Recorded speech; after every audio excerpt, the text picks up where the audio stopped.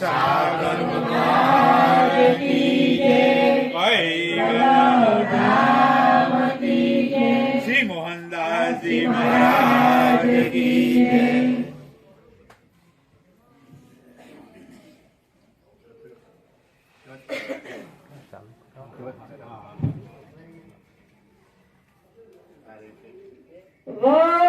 वंदना करिए वाला करुणा सागर गुरुजी ने करुणा सागर गुरुजी ने प्यारा परम गुरुजी ने वंदना करिए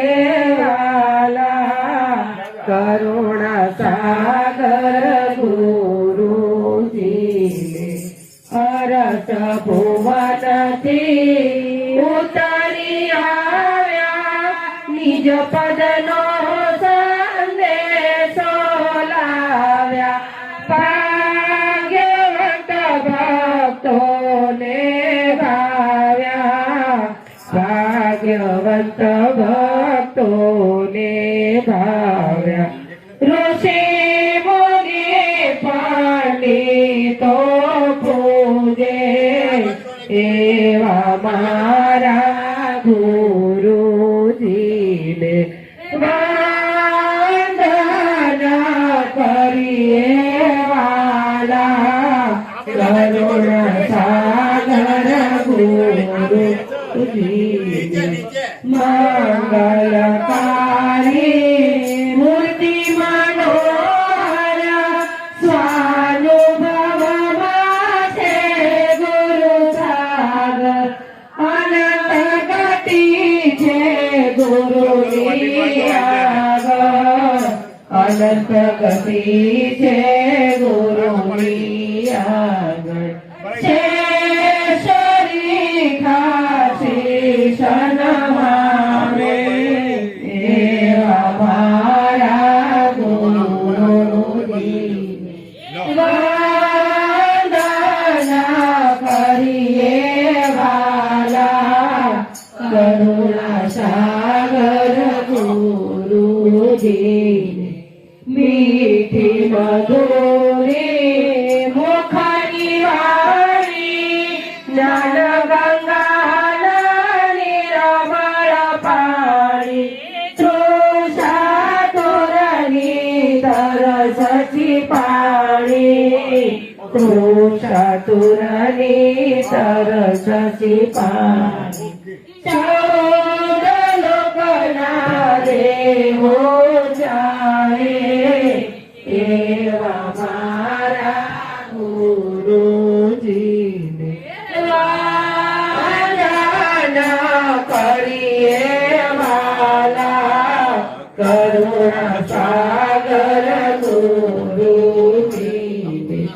नर वेद सागर ज्ञान जकरिया चरत महाना उरमा ठरिया रण थोड़ा ऋणालो बांधे बढ़िया रण थोड़ा ऋणालो बांधे बढ़िया एवी जनो सौभाए लागे एवा मारा गुरुजी ने वंदना करिए वाला करुणा सागर गुरुजी ने करुणा सागर गुरुजी ने प्यारा परम गुरुजी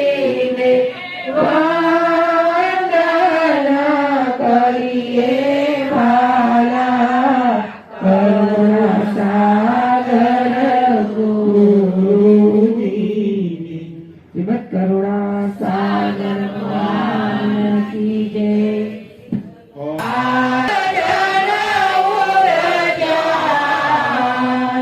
अब ग्रंथन प्रारंभ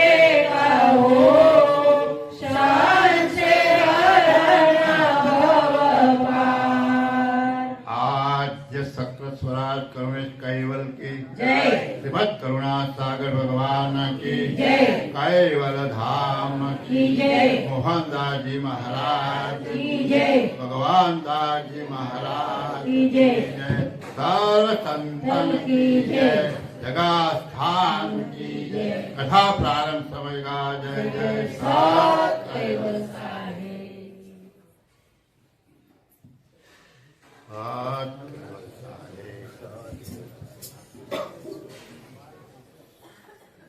कैवलम दिलेनाम कवेनाम वयनम दिगानाम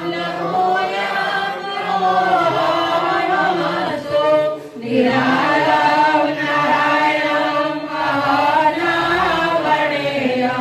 दयेति नणेयम प्रणायम परन्तु जपेनाम जपायम कायनाम मयायम मनाति मगोयम स्वयं तं समस्तु जहानाम दाता देहनाम विचन्दं विलये करोति विवर्ति तवसो विधिवैर्यन्तं अचन्ते न चन्तं सुनाति सनातं जनाथ अनन्तो अगाधं महोदं लहेजन्महादं कुबेरं तेयमं नमामि नमस्तु श्रीमद करुणा सागर भगवान की जय कैवल धाम की जय गुरु गादी सासापुरी की जय શાંતિથી સાંભળજો. આજનો પવિત્ર દિવસ મહાસુદ ભેદ જ્ઞાન સંપ્રદાય અને સકરતા સિદ્ધાંતના સ્થાપન કરનાર કુવેર સ્વામી મહારાજ જેના આપણે કરુણા સાગર ભગવાન કહીએ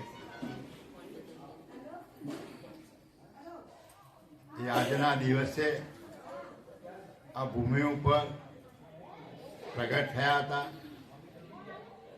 પ્રગટ થવાનું કારણ કેવું સ્વરૂપ પ્રગટ લઈને આવ્યા, એમનું સ્વરૂપ કેવું, એ બધું આજે કથાની અંદર આપણે સમજાવીશું. વાતો કરી હોય તો અડધો કલાક બંધ રાખીએ, પછી ચાલુ કરીએ. આપણે મોબાઈલ બંધ રાખજો. એક દિવસ માટે આપણે એટલું નથી કરી શકતા તો કેવી રીતે કૈવલ ધામમાં જઈશું? એટલે આખી લાઈન તૂટી જાય તો વાતો નહીં કરવી. જ્ઞાન સંપ્રદાયમાં છે છતો જ્ઞાન આપવું પડે, એક આશ્ચર્યની વાત છે. એટલે શાંતિથી સાંભળજો કે આજના દિવસે આપણે જે ભૂમિ પર છીએ, ગુજરાતની ભૂમિ ઉપર, એ ગુર્જર દેશની અંદર દયાળુ પરમ ગુરુ કુબેર સ્વામી સ્વરૂપે પ્રગટ થયા. એટલે આજનો જે મહિમા છે એ આખા દેશમાં જ્યાં જ્યાં જ્ઞાન સંપ્રદાયના અનુયાયીઓ છે, જ્યાં મંદિરોની સ્થાપના કરેલી છે, જ્યાં આશ્રમો છે, અને જે ગામની અંદર જ્ઞાન સંપ્રદાયના અનુયાયીઓ 5-25 રહેતા હશે, એ બધા જ આજે આ મહાબીજનો પ્રસંગ બહુ ભાવપૂર્વક ઉજવાય. આપણે પણ એ નિમિત્તે ભેગા થયા છીએ. કાયમ દરેક જગ્યાએ પ્રગટ દિવસના જે છપ્પા છે એની કથા થાય છે. પણ આપણે અહીંયા એ પ્રગટ દિવસના અનુસરી અને કયા હેતુથી પ્રગટ થયા, કયું જ્ઞાન લઈને આવ્યા અને કયા સંપ્રદાયની સ્થાપના કરી, જ્ઞાન સંપ્રદાયની સ્થાપના કરી. જે આપણે અહીંયા મોખરે જ્ઞાનને રાખવાનું છે અને એ વાતને સમજવાની. તો દયાળુ પરમ ગુરુ અહીંયા આ દિવસ આજે સોનાનો સૂરજ ઉગ્યો કહેવાય. આજે સોનાનો સૂરજ ઉગ્યો કહેવાય. કેમ કે જેમ સૂર્યનો ઉદય થાય છે અને આખી પૃથ્વીના પ્રકાશથી ઝળહળાટ કરતી કરી દે છે, એમ આજના દિવસે પરમ ગુરુ પ્રગટ થઈ અને આ જગત ઉપર કૈવલ જ્ઞાનનો પ્રકાશ કર્યો. એટલે ખરેખર આ જગત માટે એ સોનાનો દિવસ કહેવાય. શું કહેવાય બેન? બોલો.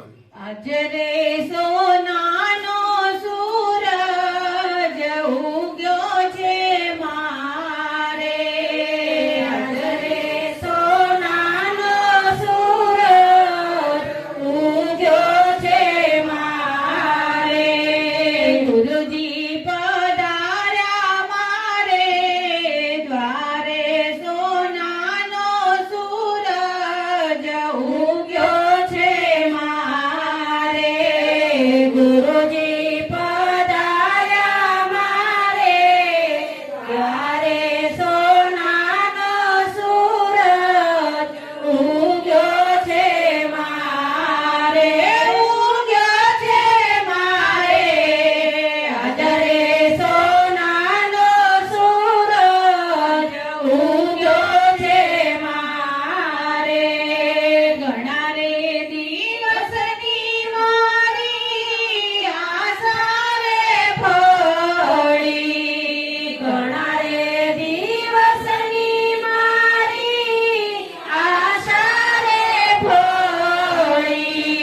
ગુરુજીએ અરજી સ્વીકારી, સોનાનો સૂરજ ઉગ્યો છે મારે. ઘણા દિવસથી આશાઓ ફરી આ જગત ઉપર. શું બોલ્યા કે ભાઈ મારે આશાઓ ફરી. શની આશાઓ? કે આખું વિશ્વ, આખું જગત સર્જનહારની ખોજમાં મહાપુરુષોએ બહુ જ પ્રયત્નો કરી અને જે જ્ઞાન પ્રાપ્ત થયું એ જ્ઞાન આ જગતના વિશે ધર્મગ્રંથો દ્વારા, પોતાના મતપંથો દ્વારા જગતના જીવોને એ જ્ઞાનની વહેંચણી કરી. છતાં એ જ્ઞાનની અંદર કંઈક ખામી રહી. કઈ ખામી રહી? કે આ 84 લાખ પ્રકારના ઘાટોને ચલાવનાર ચૈતન્ય અંશ કોણ અને આપણે જે સૃષ્ટિ જોઈ રહ્યા છીએ એ જગતને બનાવનાર સર્જનહાર કોણ? આ બે બાબત બતાવવા માટે દયાળુ કૈવલ ધામમાંથી કૈવલ માલિકનો હુકમ લઈ અને આ પૃથ્વી પર પડ્યા. કઈ ભૂમિ પર? ગુર્જર દેશથી. ધન ધન રે ધન્ય ધન્ય રે ગુર્જર દેશની ધરણી, ગાણી એ મહિમા શકું નહીં વરણી. અતિ ઉત્તમ આ લોકની કરણી, તો મહાપ્રભુ કુબેર જેને મળ્યા રે. ઉદય થયો જેના ભાગ્યનો ભાનો, જાહેર જુગમાં છુપે નહીં છાનો. બળવંતા ગુરુનું જેને શિરબાનું, તો સંશયને શોક તેના ટળ્યા રે. ધન ધન ગુર્જર દેશની ધરણી. આખી પૃથ્વી છે, ઘણા દેશો છે, પણ ક્યાંય નહીં આપણી ગુજરાતની ભૂમિ ઉપર કાસોર નામના ગામના સીમાડાની અંદર દયાળુ પરમ ગુરુ પ્રગટ થયા અને આપણી ગુજરાતી ભાષામાં આપણને જ્ઞાન મળ્યું. એટલે ખરેખર જેના ભાગનો ઉદય થયો હોય એનામાં તો ખરેખર ગુજરાતના ભાગનો ઉદય થયો હશે એ દિવસે. અને એ દિવસે દયાળુ પરમ ગુરુ કુબેર સ્વામી નામનું પાત્ર ધારણ કરી અને અહીંયા પ્રગટ થયા. તો દયાળુ કહે છે અહીંયા કે હું અહીં આવ્યો, હું પ્રગટ થયો અને તમે મારું જે પાત્ર છે જેને કુબેર સ્વામી નામથી ઓળખવામાં આવે એ પાત્ર કેવું છે. જગતની અંદર ઘણા અવતારી પુરુષો થયા, ઘણા પ્રગટ થયા, એવી પણ વાતો છે. આપણે એની સાથે કોઈ વિરોધ નથી, પણ એ શરીરો કેવા હતા અને દયાળુ પરમ ગુરુ કેવું શરીર લઈને આવ્યા. જ્યાં ઉપદેશ આપવો હોય, જે દીપમાં, જે લોકમાં, જે યોનિમાં તમારે કોઈ ઉપદેશ આપવો હોય તો એ પ્રકારનું પાત્ર તમારે ધારણ કરવું પડે. અહીંયા મનુષ્ય લોકની અંદર માનવ તનુધારી જીવાત્માઓને જ્ઞાન આપવા માટે આવ્યા. તેમને માનવ શરીર પ્રાપ્ત કરવું પડે, માનવ શરીર ધારણ કરવું પડે અને એ શરીર દ્વારા જ 52 શબ્દોની ઉચ્ચાર થાય છે અને એ 52 શબ્દો દ્વારા જ્ઞાન આપી શકાય છે. એ પાત્ર સિવાય કોઈ ચૈતન્ય અંશ જ્ઞાન નથી કરી શકતા.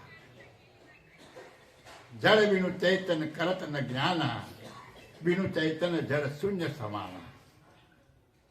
એટલે આ પાત્ર જે ધારણ કર્યું એ પાત્ર કેવું હતું એનું વર્ણન કરતા દયાળુ કહે છે. હા, આવે ગૌતપન સુનો મમ તન અંદેશા, હમ હે પુરુષ અનાદ્ય ઉપાદિતે વરદિત વેશા.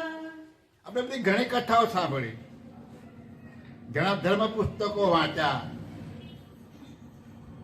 ઘણા સત્સંગમાં જઈ અને મહાપુરુષોની વાણી સાંભળી અને એ વાણીની અંદર જે મહાપુરુષોના વર્ણન કરવામાં આવ્યા એ પુરુષોના શરીર કેવા હતા. અને દયાળુ પરમ ગુરુ કહે છે કે હવે કહું ઉત્પન્ન સુનો મમ તન અંદેશા. હું કેવી રીતે ઉત્પન્ન થયો છું, મારું શરીર કેવું છે એ હું તમને જણાવું. જગતની અંદર જેટલા મહાપુરુષો થઈ ગયા એના કરતા આ કુબેર સ્વામી નામનું પાત્ર ધારણ કરીને આવ્યા. એ ઘાટ કઈ જુદી પ્રકૃતિનો એટલે જુદા તત્વોનો હતો, એ કોઈને ખબર નથી. એ દયાળુ અહીં તમને કહે છે હમ હે પુરુષ અનાથ. હું 250 વર્ષ પહેલા પ્રગટ થયો છું, હું આજે પ્રગટ થયો છું. એટલે એનો મતલબ એમ ના સમજતા કે હું આજથી જ આવ્યો છું, મારી હસ્તી આજથી જ શરૂ થઈ જાય એવું નથી. હું તો અનાદિનો પુરુષ છું. આ જગતની રચના થઈ તે પહેલાનો છું, અનાદિનો છું. હમ હે પુરુષ અનાદ ઉપાધિ તે વર્જિત વેશા. આ વેશની જે ઉપાધિ છે, આ ઘાટની જે ઉપાધિ છે એનાથી તીર્થ છું. ઘાટના મારે કઈ લેવા દેવા નથી. ઉપાધિ તે વર્જિત વેશા. આ જે વેશ મેં ધારણ કર્યો અને એ વેશની અંદર જેટલી ઉપાધિ છે આ જગતની અંદર એ બધી ઉપાધિઓથી અલગ છું. મને એ ઉપાધિ લાગતી નથી. આપણે સમો ભરાયા છીએ, સામો ભૂલા પડ્યા છીએ. આ જે ઘાટ ધારણ કર્યો અને આ ઘાટની અંદર આપણને ચૈતન્ય અંશ તરીકે આમાં ઘાટ ચલાવવા માટે મૂક્યા અને એ ઘાટની અંદર જેટલી વિભૂતિ ભરી છે એ વિભૂતિની અંદર આપણે ભરાયા. એ વિભૂતિની મોજ મજા એ વિભૂતિનો આનંદ અને એ વિભૂતિથી જે આપણને આપણે એની અંદર જે મોજ અને આનંદની અંદર ભરાયા અને પોતાનું સ્વરૂપ ભૂલી ગયા એવો હું નથી. ગમે તે વિભૂતિથી હું અંજાતો નથી. હું એનાથી વર્જિત છું. હું એનાથી અલગ છું. હું કોઈ ઘાટની અંદર ફસાતો નથી. દયાળુ પરમ ગુરુ કે આવું શરીર લઈને હું આવ્યો છું. હા, કોટી કલ્પ પર્યંત અંત નહીં વ્યાપત માયા, હાડ માસ નહીં રુદ્ર ઉદ્ર હમહી નહીં આયા. શું કહે છે કે કોટી કલ્પ પર્જન અંત નહીં વ્યાપત માયા. કરોડો યુગો સુધી આવા પાત્રોમાં રહેવા છતાં મને કોઈ માયા લાગી શકતી નથી. હું માયાથી પર છું. હાડ માસ આ જે શરીર દેખાય છે તો શાનું છે? આપણા શરીરો શાના છે? હાડ માસના છે. હાડ માસ નહીં રુદ્ર ઉદ્ર હમ નહીં આયા. અને આ શરીર ક્યાંથી આ જન્મ્યું છે? માતાના ઉદરમાંથી. અને શરીર શાનું બન્યું છે? બીજક બુદ્ધનું બન્યું. તો આ વર્ણન શાનું કરે છે દયાળુ પરમ ગુરુ? અંશ સ્વરૂપનું વર્ણન નથી કરતા, પણ એ જે ઘાટ લઈને આવ્યા એમનું જે કુવેર સ્વામી નામનું પાત્ર એની વાત કરે છે કે હાડ માસ નહીં રુદ્ર ઉદ્ર હમ નહીં આયા. આવા ઘાટમાં હું નથી આવ્યો. અંશ સ્વરૂપ તો હાડ માસનું છે જ નહીં દરેકનું. કોઈ પણ ઘાટને ચલાવનાર જે અંશ છે એનું તો હાડ માસનું રુદ્રવાળું શરીર નથી. અંશ સ્વરૂપ તો આખું અલગ છે. તો અહીં વર્ણન શરૂ કર્યું કે હું કુવેર સ્વામી નામનું જે પાત્ર લઈને આવ્યો છું એ પાત્ર પણ હાડ માસ અને રુદ્રવાળું નથી. ઉદ્ર હમ હી નહીં આયા. હું કોઈના ઉદરમાંથી જન્મ્યો નથી. આ જ્ઞાન દ્રષ્ટિથી તમારે વિચારવાનું છે કે આપણને કેવા ગુરુ મળ્યા, કયા ધામમાંથી આવ્યા, અને એમનું જે શરીર હતું આપણે જે પૂજા કરીએ છીએ એ શરીર કેવું હતું એની વાત દયાળુ કરે છે કે હું આવા ઘાટમાં આવ્યો નથી.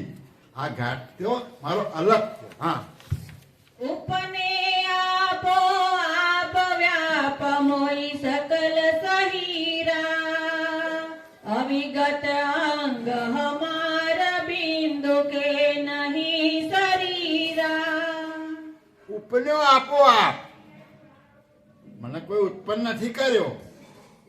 મને ઉત્પન્ન કરનાર કોઈ નથી. હું તો કૈવલનો હુકમ લઈને જગતને ચેતવવા માટે મારું સ્વરૂપ મારું જે દીપમાં જે લોકમાં જાઉં છું અને એ જે ઘાટ છે એ પ્રમાણના ઘાટ હું ધારણ કરી અને ઉપન્યો આપોઆપ હું આપોઆપ ઉત્પન્ન થયો. વ્યાપમય સકલ સહીરા. અને એ ઘાટની અંદર મારી જેટલી સમજ છે, મારું જેટલું હીર છે એ હીર લઈ અને હું આ ઘાટમાં આવ્યો. અવિગત અંગ હમારા. મારું જે શરીર છે એ અવિગત છે. મારું પોતાનું જે સ્વરૂપ છે એ અવિગત છે. અને આ ઘાટ પર કેવા તત્વોનો છે? અવિગત તત્વોનો છે. બિંદુ કે નહીં શરીરા. કોઈ બીજક બુદ્ધિથી આ શરીર બન્યો ત્યારે સમગ્ર બ્રહ્માંડની અંદર જેટલા મતપથના સ્થાપકો છે એ બધાના શરીરો કેવા છે? બીજ બુદ્ધકના. આ દયાળુ આ એક અલૌકિક ઘાટ લઈ અને આ જગતની અંદર પ્રગટ થયેલા. આપણને તો ખરેખર ગર્વ અનુભવવો જોઈએ, પણ કેમ નથી અનુભવતા? આ જ્ઞાનની સમજ નથી પડતી. ખરેખર એટલું અખૂટ અને જબરજસ્ત કહેવાય કે એનું વર્ણન ન કરી શકાય એવા મર્મથી ભરેલું જ્ઞાન. એક એક શબ્દ નો જો મર્મ સમજવામાં આવે તો તમને બીજી બધી જ વાણી ફીકી લાગે. આપણે એનો અભ્યાસ કરતા નથી. દરેકે ગ્રંથોનો અભ્યાસ ખૂબ કરો. આ દયાળુ શું કહેવા માંગે? આપણે વાંચી જઈએ છે છપ્પા આ પ્રગટ છે ને આવું શરીર નહીં બધું બોલે, પણ એક એક ની અંદર તમે વિચારો કે એ ઘાટ કયા તત્વનો હશે. આગળના બીજા છપ્પામાં બધું લખ્યું છે કે ભાઈ અછૂતી તત્વો કયા. આ 5 તત્વો જે તમે કોઈ વર્ણન કરા જગતની અંદર, કોઈ તત્વેતા પુરુષો હોય જે બીજા જ્ઞાન કથા જેમને પૂછી જો કોઈ 5 તત્વો કયા, એટલે પૃથ્વી જળ અગ્નિ વાયુ આકાશ કહી દે છે. પણ આ 5 તત્વો બતાવજો તો આ પૃથ્વી આ છે એ બતાવશે, પાણી છે જળ તત્વો બતાવશે, અગ્નિ છે અગ્નિ તત્વો બતાવશે, આ પવન વાય છે ને પવન તત્વ કહે છે, આ પોલ દેખાય છે ને આકાશ તત્વ કહે છે. પણ ખરેખર એ તત્વો નથી. એ મિશ્રિત કરી અને જગતના સર્જનહારે આ બ્રહ્માંડ બનાવેલું છે. આ દેખાય જે પૃથ્વી છે, આ પૃથ્વીની અંદર બાકીના 4 તત્વો મૂકી અને પછી આ પૃથ્વીનું બંધારણ કર્યું છે. જે જળ તમને દેખાય છે, પાણી નદીમાં કે દરરોજ નળમાં આવે છે, પાણી જે તમે પીવો છો એ જળ તત્વ નથી, પણ બાકીના 4 તત્વો ઉમેરીને જળ બનાવવામાં આવ્યું છે, પાણી બનાવવામાં આવ્યું છે. જે પવન તમને સ્પર્શ થાય છે એ પવન તત્વ નથી, પણ બાકીના તત્વો ઉપર પવન બનાવેલો છે. જે અગ્નિ પ્રગટ દેખાય છે એ બાકીના તત્વો ઉમેરીને અગ્નિ બનાવેલો છે. તો આ બધાના ઘાટો કહેવાય છે આ તત્વોના છે. ત્યારે પ્યોર તત્વો કયા? તો એ બાકીના તત્વો કાઢી નાખો ને એકલું તત્વ વધે ને એને પ્યોર તત્વ કહેવાય. અને એ પ્યોર તત્વ જે ધારણામાં જ્યાંથી ઊભું થાય છે એવા અછૂતી તત્વોથી આ કુબેર સ્વામી નામનું પાત્ર અવ્યાખ્યાત આ પિંજર ખડું કર્યું અને એમાં પરમ વિશેષ અંશ આવીને બિરાજમાન થયેલા. અને એ જે પરમ વિશેષ અંશ એ ઘાટની અંદર જે બિરાજમાન થયા છે, જેને આપણે કુબેર સ્વામી કહીએ છીએ, એ કુબેર સ્વામી નામના પાત્રની અંદર જે પરમ વિશેષ અંશ એમાં આવી અને જે જ્ઞાનની કથા કરી એના કરુણા સાગર કહેવાય, ઘાટના નહીં. ઘાટ તો કુબેર સ્વામી મહારાજનો છે, પણ એ કુબેર સ્વામી નામ એ ઘાટનું છે. અને એ ઘાટના ચલાવનાર જે ચૈતન્ય અંશ છે એ પરમ વિશેષ અંશ છે. અને એ પરમ વિશેષ અંશને કોઈ માયા લાગતી નથી. ઉપાધિથી વર્જિત વેચાય અને કોઈ ઘાટની અંદર કોઈ પણ તત્વોની કોઈ પણ માયા એ અંશને નથી લાગતી. અને આ ઘાટમાં આપણે જે અંશ તરીકે બોલી રહ્યા છીએ એને બધી માયા લાગે. કેમ? આપણે સામાન્ય અંશ છીએ અને પેલા પરમ વિશેષ અંશ છે. હા, બિંદુ કે નહીં શરીર ધીર દ્રઢ પુરુષ પુરાના, રૂપ અરૂપી ખેલ કુવેર અકેલ નિધાના. આ મારું જે પાત્ર છે એ બિંદુનું નથી બનેલું. બિંદુ કે નહીં શરીર ધીર જડ પુરુષ પુરાના. તમે ધીરજ રાખી અને હું જે વાત કરું એ સાંભળો. પેલું માઇક લાવો.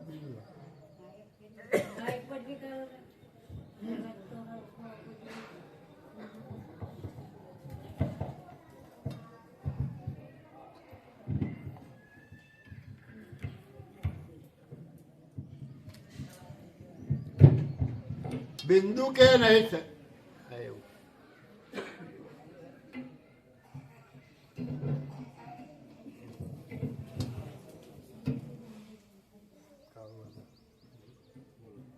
बिंदु के नहीं शरीर हमारा धीर दृढ़ पुरुष पुराना. તમે દ્રઢતા રાખી, ધીરજ રાખો અને ધીરજ રાખીને મારી વાતને સમજો.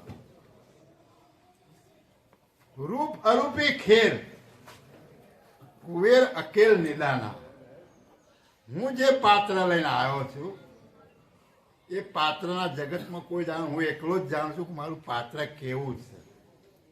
બીજા કોઈ જાણતા નથી. અને તમે કોઈને વાત કરો તો સમજવા સાંભળવા પણ તૈયાર ન થાય કે ભાઈ આવું ના બને, આમ છે તેમ છે. પણ ઘણા પુરુષો પ્રગટ થયેલા છે એ આપણે વાતો સાંભળીએ તો એ પ્રગટ થયા હોય તો ખુદ આ પુરુષ ના પ્રગટ થઈ શકે પણ એમના શરીરો અને આમનું શરીર કેવું એની વાત એ ચાલે છે કે હું જે પાત્ર લઈને આવ્યો છું એ કેવા તત્વો હતા એની હું વાત કરું છું. એટલે આ જગતમાં બીજા કોઈ જાણતા નથી. હું એક અકેલ નિદાના કુબેર, એક અકેલ નિદાના કુબેર સ્વામી જાણો જાણે. હવે આ પાત્રની વાત છે. હવે આ જે પાત્ર છે એ પાત્ર લઈ અને અહીં આવી 105 વર્ષનું આયુષ ભોગવી અને જ્ઞાન સંપ્રદાય અને સકર્તા સિદ્ધાંતની સ્થાપના કરી અને 15 ગ્રંથોની જે રચના કરી અને તમારા માટે મૂકીને ગયા. એવો જે જ્ઞાનનો ભંડાર છે એ જ્ઞાનનો ભંડાર આપનાર દયાળુ પરમ ગુરુ આજના દિવસે પ્રગટ થયેલા છે.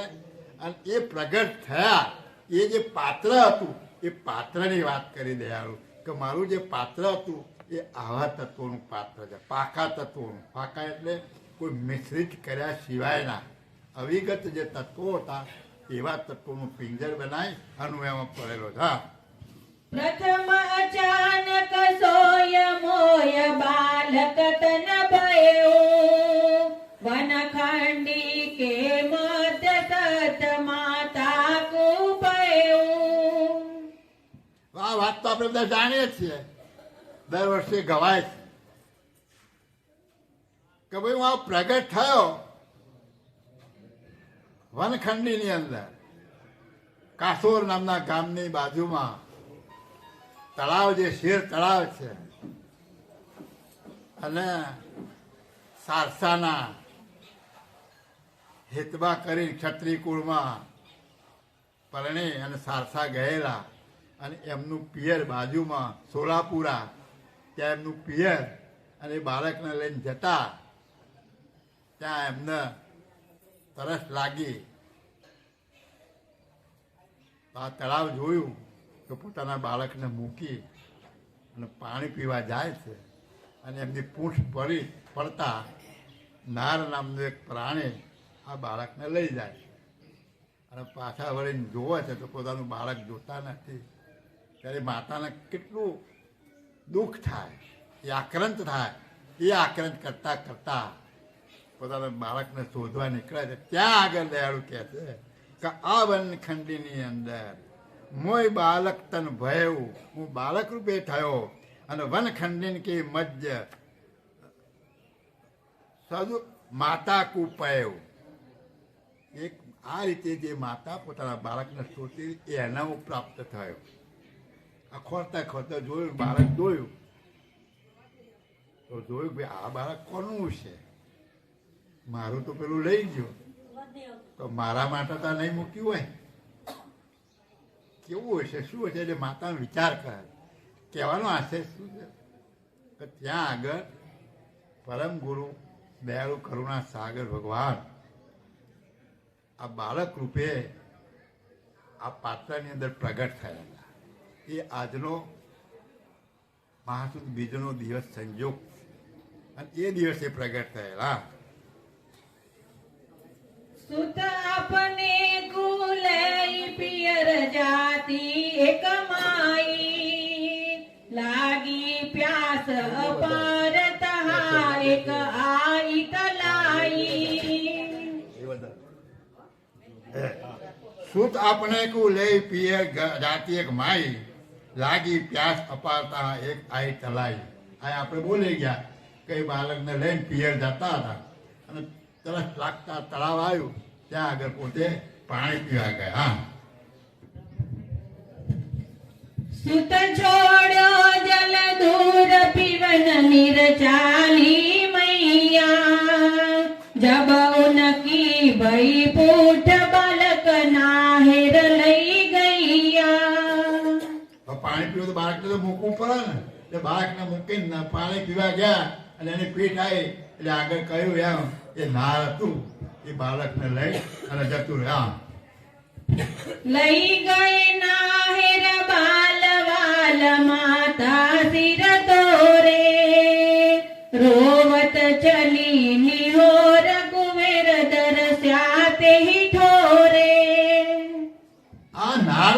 બાળકને લઈ ગયા એટલે એને તો એટલી વ્યાકુળતા છે, બૂમો પાડે, રડવાનું ચાલુ થાય, માથાના વાળ તોડે. હવે બધી માતાઓને ખબર, હવે આ બાજુ બેઠા હોય ને ખબર ના પડે કે બાળક માતા કેટલો પ્યાર કરતી હોય, એ દરેકની માતાને ખબર હોય. હવે આવું બને તો એ માતાને કેટલું દુઃખ થાય.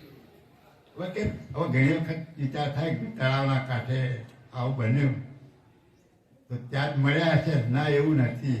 અહીંયા આ ચોપાઈ પુરાવા શું કહે છે કે બાલ માતા શિર તોરે રોવત ચલી નિહોર. એને ખોળાવાને જોવા માટે દોડી કે ક્યાં જો મારો બાળક. રોવત ચલી નિહોર કુવેર દર્શાતે. એ જતા જતા ખોટા ખોટા દોડી એની પાછળ કે ક્યાં ગયો મારો બાળક, કોણ લઈ ગયું, શું થયું, એમ. એ વખતની જે સીન હશે એ તો કેવું હશે કે એનું તો વર્ણન આપણે ન કરી શકીએ. ત્યાં આ બાળકને જો એટલે જે તળાવ છે એ તળાવથી છેટે જે અત્યારે મંદિર આપણે બનાવ્યું છે, સારસાવાળા મહારાજ છે, ત્યાં આગળ જે વાડ હતી ને, મેં વાત સાંભળી છે, ત્યાં એક રાણનું ઝાડ હતું અને એ ઝાડ નીચે આ બાળક સ્વરૂપે આ પ્રગટ થયા અને એ ખેતર લઈ અને પછી ત્યાં મંદિર બનાવ્યું. બાકી જે આગળ વાડ છે ને એનો જે રસ્તો છે ને, એ રસ્તાના કિનારે એક રાણનું ઝાડ, ત્યાં આગળ આ પરમ ગુરુ પ્રગટ થયા. હવે એક વિચાર કરો કે આ બધી જે વાતો જે આપણે સાંભળીએ છીએ, ધર્મ ગ્રંથોની અંદર જોઈએ છીએ, તો એનું મહત્વ શું? આપણે જ્ઞાન માર્ગમાં છીએ તો આ બધું કહેવાનું મહત્વ, એનું કારણ શું? કારણ એ કે આ પુરુષ કયા ધામનો છે, આ પુરુષ કેટલી વિભૂતિથી ભરપૂર છે, કોના હુકમથી આ છે, જગત જેની શોધ કરી રહ્યું છે એવા સર્જનહારની શોધ કોઈ કરી નથી, આ ઘાટને ચલાવનાર ચૈતન્ય અંશની શોધ કોઈ કરી નથી, એ શું વસ્તુ છે એની કોઈને ખબર નથી. એ જણાવવા માટે આ પુરુષ કેવું પાત્ર લઈને આવ્યા એનું વર્ણન આપણને કરી સમજાવે કે જેથી કરી અને તમને એના પ્રત્યે એક ભાવ થાય, તમને ગર્વ થાય કે આ જ્ઞાન આપનાર એક મહાપુરુષ આ રીતે પ્રગટ થઈ અને આ જ્ઞાન મને આપ્યું છે. અને આ રીતે જે પ્રગટ થયો હોય એ જ સચોટ જ્ઞાન તમને આપી શકા. ધામમાંથી કૈવલનો હુકમ લઈને આવ્યા. પાછા શું કહે છે કે હું હુકમ લઈને આવ્યો છું, મારી મન મેળે નથી આવ્યો. પોતાના શિર ઉપર કરતા માલિકને ધારણ કરેલા. ત્યારે જેટલા મહાપુરુષો થયા એમણે છેવટે સ્વયં બન્યા છે પોતે કે અહમ બ્રહ્માસ્મિ, હું પોતે સ્વયં બ્રહ્મરૂપ છું, મારા કઈ આવવા જવાનું નથી, હું મરતો જન્મતો નથી. એ બધી વાતો એમને અહમ બ્રહ્માસ્મિ બની અને બોલેલા. ત્યારે આ પુરુષ શું કહે છે કે હું આવો હોવા છતાં કરતા માલિક મારા શિર ઉપર છે. આ જગત મેં બનાવ્યું નથી, પણ જગત કેવી રીતે બન્યું અને કોણે બનાવ્યું એનું જ્ઞાન મને છે. હું એ જ્ઞાન આપવા માટે જગતમાં આવ્યો છું. પોતે કરતા માલિક આગળ દાસત્વ ભાવ રાખ્યો છે એમણે. અહીંયા તમને બતાવ્યું કે હું આવો પુરુષ હોવા છતાં કરતા માલિકના હુકમથી હું આવ્યો. તો આપણામાં પણ આ જ્ઞાન પ્રાપ્ત થાય તો દાસત્વ ભાવ છોડવાનો નથી. જો દાસત્વ ભાવ છોડશો તો જ્ઞાન એટલે અટકી જશે, પછી આગળ તમને કઈ નહીં મળે.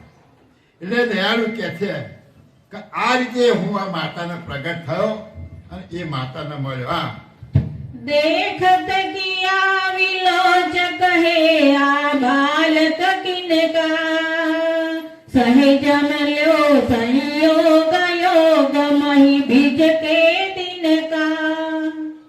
આ જોઈને એમને થયું કહો આ સંજોગ મળ્યો અને એ સંજોગ વસાત એ દિવસ પર મહાબીજનો હતો, મહેસુદ બીજનો હતો. બીજો કોઈ દિવસ નહીં, આડાઅવળો ગમે તે, પણ કેવો મહાસુદ બીજનો દિવસ હતો. અને આ સંજોગ મળ્યો અને આ મહાસુદ બીજના દિવસે હવે આ માતાને મળ્યો. રામ કહે મેરે સુત સાટ માટ દીનો કિરતારા, ऐसे धरि मन मोद बोध उद करे विचारा. આ બાળકને જોઈને માતા વિચાર કરે છે કે કયા મેરે શુદ્ધ સાટ માટ દીનો કીર્તાળા, મારા બાળકના બદલામાં તો માલિકે મને નથી આપ્યો આ, એમ પોતે એ હેતમાં વિચાર કરે છે કે મારું બાળક તો પેલું લઈ ગયું, પણ આ બાળક કોનું? મને જગતના સર્જનહારે તો મારા બાળકના બદલામાં નથી આપ્યું ને. એસો ધરી મન મોદ બોધ ઉર કરે વિચારા, આવું મનમાં ધારણ કરી અને પોતે મનની અંદર વિચાર કરી અને આવો વિચાર કરી રહ્યા છે કે ખરેખર આ કોણ હશે, કેવું છે, કોણે મને આપ્યું, માલિકે તો નથી આપ્યું, એવો વિચાર કરે. હા हम बोले क्यों पैर लगावत धर्म की माता, लई जा तोई मोई घेर जगत में करूं विख्याता. એટલે આવો વિચાર કરતા હતા એટલે પરમ ગુરુ બોલ્યા, કુબેર સ્વામી બોલ્યા, કુબેર સ્વામીના પાત્રમાં બોલ્યા કે હે માતા, કેમ શેનો વિચાર કરો છો, કેમ વાર લગાવો, મને લઈ લે તારા ઘેર, લઈ જા તોય મોય ઘેર, મને તમારા ઘેર લઈ જાઓ, જગત મેં કરીશ વિખ્યાત, હું તને આખા જગતમાં વિખ્યાત કરીશ. આ સમજવાની બાબત. પાત્ર ધારણ કર્યું, આયા, માતા વિચાર કરે, બધું ખરું, પણ પરમ ગુરુ શું બોલ્યા કે માતા શેનો વિચાર કરો તમે, મને લઈ જાઓ તમારા ઘેર, હું આખા જગતમાં તમને વિખ્યાત કરીશ. કઈ રીતે વિખ્યાત કરશે? હે માતા, તું મને લઈ જા. શા માટે વિચાર કરે? એ વખતનું દ્રશ્ય કદાચ કેવું હશે, આપણે બધું ન વર્ણન કરી શકીએ. કેવો ભાવ, એ માતાના હૃદયમાં કેવો ભાવ હશે, એની કેવી ઉલઝન હશે, દયાળુ કેવી રીતે બોલતા હશે બાળકના સ્વરૂપમાં. બાળક બોલી શકે ખરું? આમ જોઈએ તો આપણે તરત જન્મેલું બાળક ના બોલે, થતો અવાજ આવતો હશે એટલે એ માતાને કેટલું આશ્ચર્ય થતું હશે. આ એક કલ્પના બહાર થવી છે આપણે. એટલે એ જે પરિસ્થિતિ છે એ જોઈને કહે છે કે દયાળુ પરમ ગુરુ કહે છે કે માતા તમને લઈ જાઓ, વાર લગાડતા ને. હા કરું વિખ્યાત જગત વિગત વિધ વિધ કે જ્ઞાના, કહે કુવેર જુગ માહી કછું નહીં રખું અયાના. હા, કેવી રીતે વિખ્યાત કરું? કરો વિખ્યાત જગત વિગત વિધ વિધ કે જ્ઞાના, અનેક પ્રકારનું જ્ઞાન કથી અને જગતની અંદર તમને પ્રખ્યાત કરીશ. કેવી રીતે કે આ કોનો બાળક છે, આ ફલાણા હેતબાનો દીકરો છે અને આવું જ્ઞાન કથા છે, એવી રીતે હું તમને વિખ્યાત કરીશ. વિધ વિધ કે જ્ઞાના, અનેક પ્રકારનું જ્ઞાન, જગતમાં જેટલા મતપંથ અને સંપ્રદાય ચાલે છે એ બધાનું જ્ઞાન વિવિધ પ્રકારે હું તમને રજૂ કરી અને આ જગતની અંદર પ્રખ્યાત કરીશ. કહે કુવેર જુગ માય કશું નહીં રખું અયાના, આ જગતમાં કશું ગુપ્ત નહીં રહેવા દો. દરેક સંપ્રદાયની વાત, સમગ્ર જ્ઞાન, અંશનું જ્ઞાન, આખા બ્રહ્માંડની રચના કઈ રીતે થઈ એ બધું જ જ્ઞાન હું ગુપ્ત નહીં રહેવા દઉં, બધાનું જાહેર કરીશ અને તમને પ્રખ્યાત કરીશ. હવે આ દયાળુ પરમ ગુરુ આપણને જો મળ્યા, શેના માટે મળ્યા? કે ભાઈ આ વિવિધ પ્રકારનું જ્ઞાન કરતીશ. આ જગતની અંદર જે ગુપ્ત છે એ ગુપ્તનું જે જ્ઞાન છે એ હું તમને જગતમાં પસારો કરી અને તમને વિખ્યાત કરીશ. આપણે એક સમજવાનું છે કે આજના દિવસે આ જે પરમ ગુરુ કુબેર સ્વામી નામનું પાત્ર ધારણ કરી અને અહીંયા આવવાનું કારણ જણાવ્યું કે તમે મને લઈ જાઓ, વિવિધ પ્રકારનું જ્ઞાન કથી, કોઈ વાત ગુપ્ત નહીં રહેવા દો, જગતને જણાવીશ અને તમને પ્રખ્યાત કરીશ. તો શાના માટે આવ્યા છે? જ્ઞાન ઉપદેશ આપવા માટે. તો આપણે દર પૂનમે ભેગા થઈએ છીએ, બધા દર ગુરુવારે ભેગા થતા હશે, પોતાના ઘેર કોઈ સત્સંગ કથા રાખતા હશે. તો આ સત્સંગ કથા રાખવાનું કારણ, ગુરુવારે ભેગા થવાનું કારણ, કંઠી ઉપદેશ લેવાનું કારણ, પૂનમે કથા સાંભળવાનું મૂળ કારણ શું? ખાલી કહેવા પૂરતું કે ગુરુ કરાય એટલે ગુરુ દરબારમાં જવું? ના, આપણે જ્ઞાન સંપ્રદાયમાં આવ્યા, જ્ઞાન પ્રાપ્તિ કરવા માટે આવ્યા. કયું જ્ઞાન પ્રાપ્તિ કરવાનું છે? કે આ શરીરને ચલાવનાર હું ચૈતન્ય અંશ, મારું સ્વરૂપ શું છે, અને હું જે જગત જોઈ રહ્યો છું એ જગતનું સર્જનહાર કોણ છે એ જાણવા માટે આ સંપ્રદાયમાં જોડાયા. અને એ આજ સુધી ગુપ્ત હતું.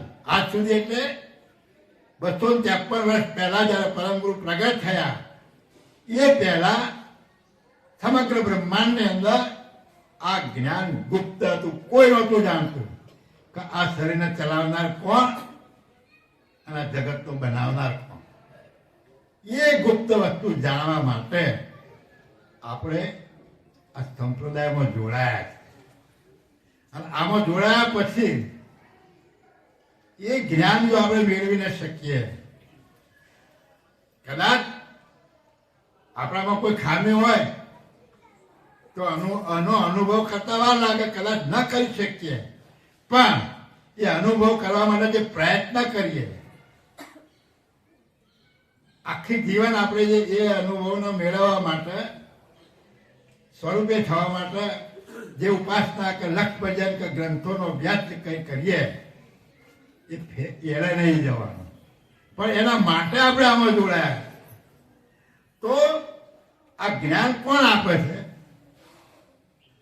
આખા બ્રહ્માંડની અંદર, આખા જગતની અંદર અનેક પ્રકારના જે મતપંથો છે એ મતપંથો કોઈનું કોઈ હાલ લઈને ચાલી રહ્યા. મતપંથો એમને નથી થપાયા, એમાં કઈનું કઈક રહસ્ય છે. એ રહસ્યને એ સંપ્રદાયના સ્થાપકો અથવા તો એની પાછળ જે ગુરુ પ્રણાલિકા જે ચાલી છે એ ગુરુઓ આ જ્ઞાન દ્વારા એ હાર્દને જગતના જીવાત્માઓ જણાવે.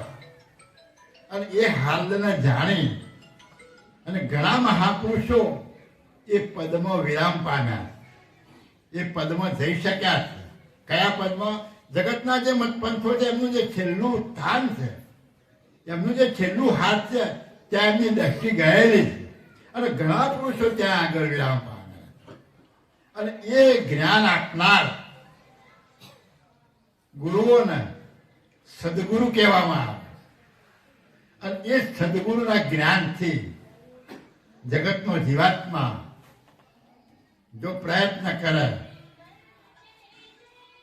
એનો અનુભવ કરવા માટે એ જ્ઞાનને જો સમજે તો ચોક્કસ એ જ્ઞાનને સમજી અને એનો અનુભવ પણ થઈ શકે. જો અનુભવ ન થઈ શકતો હોય તો જ્ઞાન કથવું ફોગટ જાય. પણ અનુભવ થાય છે. પણ કોને થાય?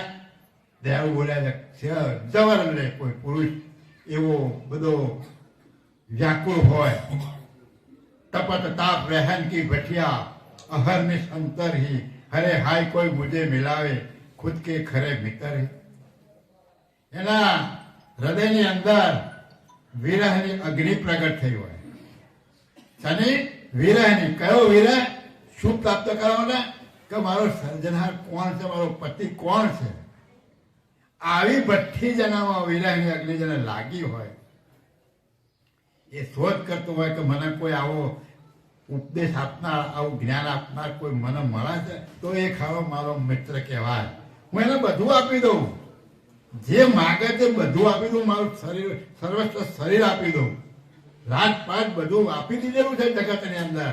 આપણે જોવા દાખલા જુઓ કે જનક રાજાએ અંજલિ ભરી અને મૂકી દીધું કે મારે રાતે સપનું આવ્યું, એમાં સાચું શું છે, ખોટું શું છે, એટલે આખું રાજપાટ અર્પણ કરી દીધું. 92 લાખ મારવાનો ધણી જેને ગયના 6ઠા ભાગમાં મૂકી દીધું. શ્રી રાજા, ઘણા રાજાઓ થઈ ગયા જેને છોડી દીધું. શના માટે? આ સત્યની શોધ માટે. ભગવાન બુદ્ધ, જેને સિદ્ધાર્થ તરીકે ઓળખતા, એમણે પણ ત્યાગ કરીને છોડી દીધું. મહાવીર સ્વામી 24 તીર્થંકરો થઈ ગયા. આવા બધા મહાપુરુષોએ આ સત્યને શોધવા માટે આ જગતનું જે મોજ છે, જગતનો જે પદાર્થ છે, એ બધું જ ત્યજી અને સત્યની શોધમાં નીકળી ગયા. તો દયાળુ પરમ ગુરુ કહે છે કે આવે સત્યનું જે જ્ઞાન આપનાર પુરુષો છે એને સદગુરુ તરીકે આખું જગત ઓળખે. અને એ સદગુરુના શરણમાં જાઓ અને એમના વચનોનું જો વિલોકન કરો તો સત્ય વસ્તુ શું છે એ તમને સમજાય. પણ ક્યારે? તમે એવા સદગુરુ પાસે જાઓ ત્યારે. હા, બહુરુકિયો હમ બેન એન અવિગત ગત દર કે ઉતે અકેલે રાન જ્ઞાન ગર અજર અમર કે. બહરુ કિયો હમ બેન એન અવિગત ગત ધર કે હુતે અકેલ જ્ઞાન ગર અજર અમર. જે અજર અમર જે જ્ઞાન હતું, જે જન્મની વિગત દર્શાવવાના જે વચનો હતા એ મેં કયા ખરા, પણ ખરેખર મારું જે જ્ઞાન છે એ અજર અમર ગતિનું જ્ઞાન. અને એ જ્ઞાન બતાવવા માટે હું આ જગતની અંદર આવ્યો. 16મો એ જ્ઞાન બતાવવા માટે હું અહીં આવ્યો છું. અને એ જ્ઞાન ગુરુ તરીકે આ જગતના જીવન હું આપું. હા, માટે સદગુરુ સેવ ભેવ આપે બળ બુદ્ધનો ઉઘડે અગમ કપાટ ઠાઠ દરસે સર્વ સુધનો. માટે તમે સદગુરુની સેવા કરો. 4 પ્રકારના ગુરુ પરમ ગુરુએ વર્ણન કર્યું. સતગુરુ સત બતાવે જે અંશ નરણે કરી જીવે કરતાનો વંશ. આપણે શું પ્રાપ્ત કરવાનું છે? હું કયા વંશનો છું? આ ઘાટની અંદર મારું જે ચૈતન્ય સ્વરૂપ છે એ કોના વંશનું છે? એ વંશ તમારે જો જાણવો હોય, એ વંશને તમારે સમજવો હોય અને એ વંશના આદિ કોણ છે તો સદગુરુની સેવા કરવી પડશે. તો આપણા માટે સદગુરુ કોણ છે? સદગુરુ ને પરમ ગુરુ બંને આપણા માટે એક છે. સદગુરુની ડિગ્રી કોને લાગે? હું બોલ્યા કે સતગુરુ સત બતાવે જે અંશ નરણે કરી જીવે કરતા ન હોય. જે સત્ય મુદ્દો આ શરીરમાં તમે કોણ છો ચૈતન્ય રૂપે એ જે બતાવે એને સદગુરુ કહેવામાં આવે. જગતની અંદર સદગુરુની ડિગ્રી ઘણાને લાગી. કબીર સાહેબને પણ સદગુરુની ડિગ્રી, કારણ કે એ જે પદ છે એ પદમાં જે પુરુષો ગયા એ પદની અંદર ગયેલા પુરુષોનું જન્મ અને મરણ ટળી જાય. ત્યાં જન્મ મરણ નથી. એટલે જગતની અંદર સદગુરુની ગણના થાય. અને એવા પુરુષોના જ્ઞાનથી આ જગતના જીવો તરી શકે. એમના જ્ઞાનથી એટલે એમનું જ્ઞાન જાણી સમજી ઉર્મા ઉતારી અને એવું વર્તન કરે તો. નહીતર સદગુરુ શું કરે બિચારા? સદગુરુએ તો તમને આપ્યું, પરમ ગુરુએ તો તમારા આગળ 15 ગ્રંથો મૂકીને ખુલ્લમ ખુલ્લું આપી દીધું. પણ આપણે જો પ્રાપ્ત ના કરી શકીએ તો આપણો વાંક, એમનો વાંક નથી. એટલે કહે છે કે માટે સદગુરુ સેવ ભેવ આય બળ બુદ્ધનો. જો તું એને આ સાથે સેવા કરે તો આ બુદ્ધિ દ્વારા આ શરીરમાં તું ચૈતન્ય અંશ રૂપે કોણ છે અને એ કેવો સામર્થ્યવાન છે એની તને ખબર પડશે. ઉડકે અગમ કપાટ ઠાઠ દર્શે સર્વ સુધના. આ જ્ઞાન સાંભળી સદગુરુના શરણમાં જઈ અને એમનું જો જ્ઞાન તમે સાંભળશો તો તારા જ્ઞાનના કબાટ ખુલશે. કયા? તિજોરીના નહીં, ઘરના નહીં, પણ જ્ઞાનના દરવાજા ખુલશે. અત્યારે જ્ઞાનના દરવાજા બંધ છે મોટા ભાગના. કઈ બાબતમાં? આ શરીરને ચલાવનાર ચૈતન્ય અંશ હું કોણ અને જગતનો સર્જનાર, આટલા જ્ઞાનમાં. બાકી તો જ્ઞાનના દરવાજા ખુલેલા જ છે બધામાં. બ્રહ્મ સુધીનું જે જ્ઞાન છે એ ઘણા મહાપુરુષો ત્યાં વિરામ પામ્યા છે અને અથાગ સુખ ભોગવી રહ્યા. પણ એ અથાગ સુખની અંદર મારું સ્વરૂપ શું છે એ નથી પામી શક્યા અને જગતનો સર્જનહાર કોણ એ નથી પામી શક્યા. એટલે કે છે કે તમે સદગુરુના જરા ચરણમાં જશો તો તમારા જ્ઞાનના દરવાજા ખુલશે અને તમે આ પદને પ્રાપ્ત કરી શકશો. હા, એકો નવસ્ત અજાણ જાણપણું પ્રગટે ઉરમે, પેદી તત્વ વિભાગ યોગ જય કરે અંકુરમે.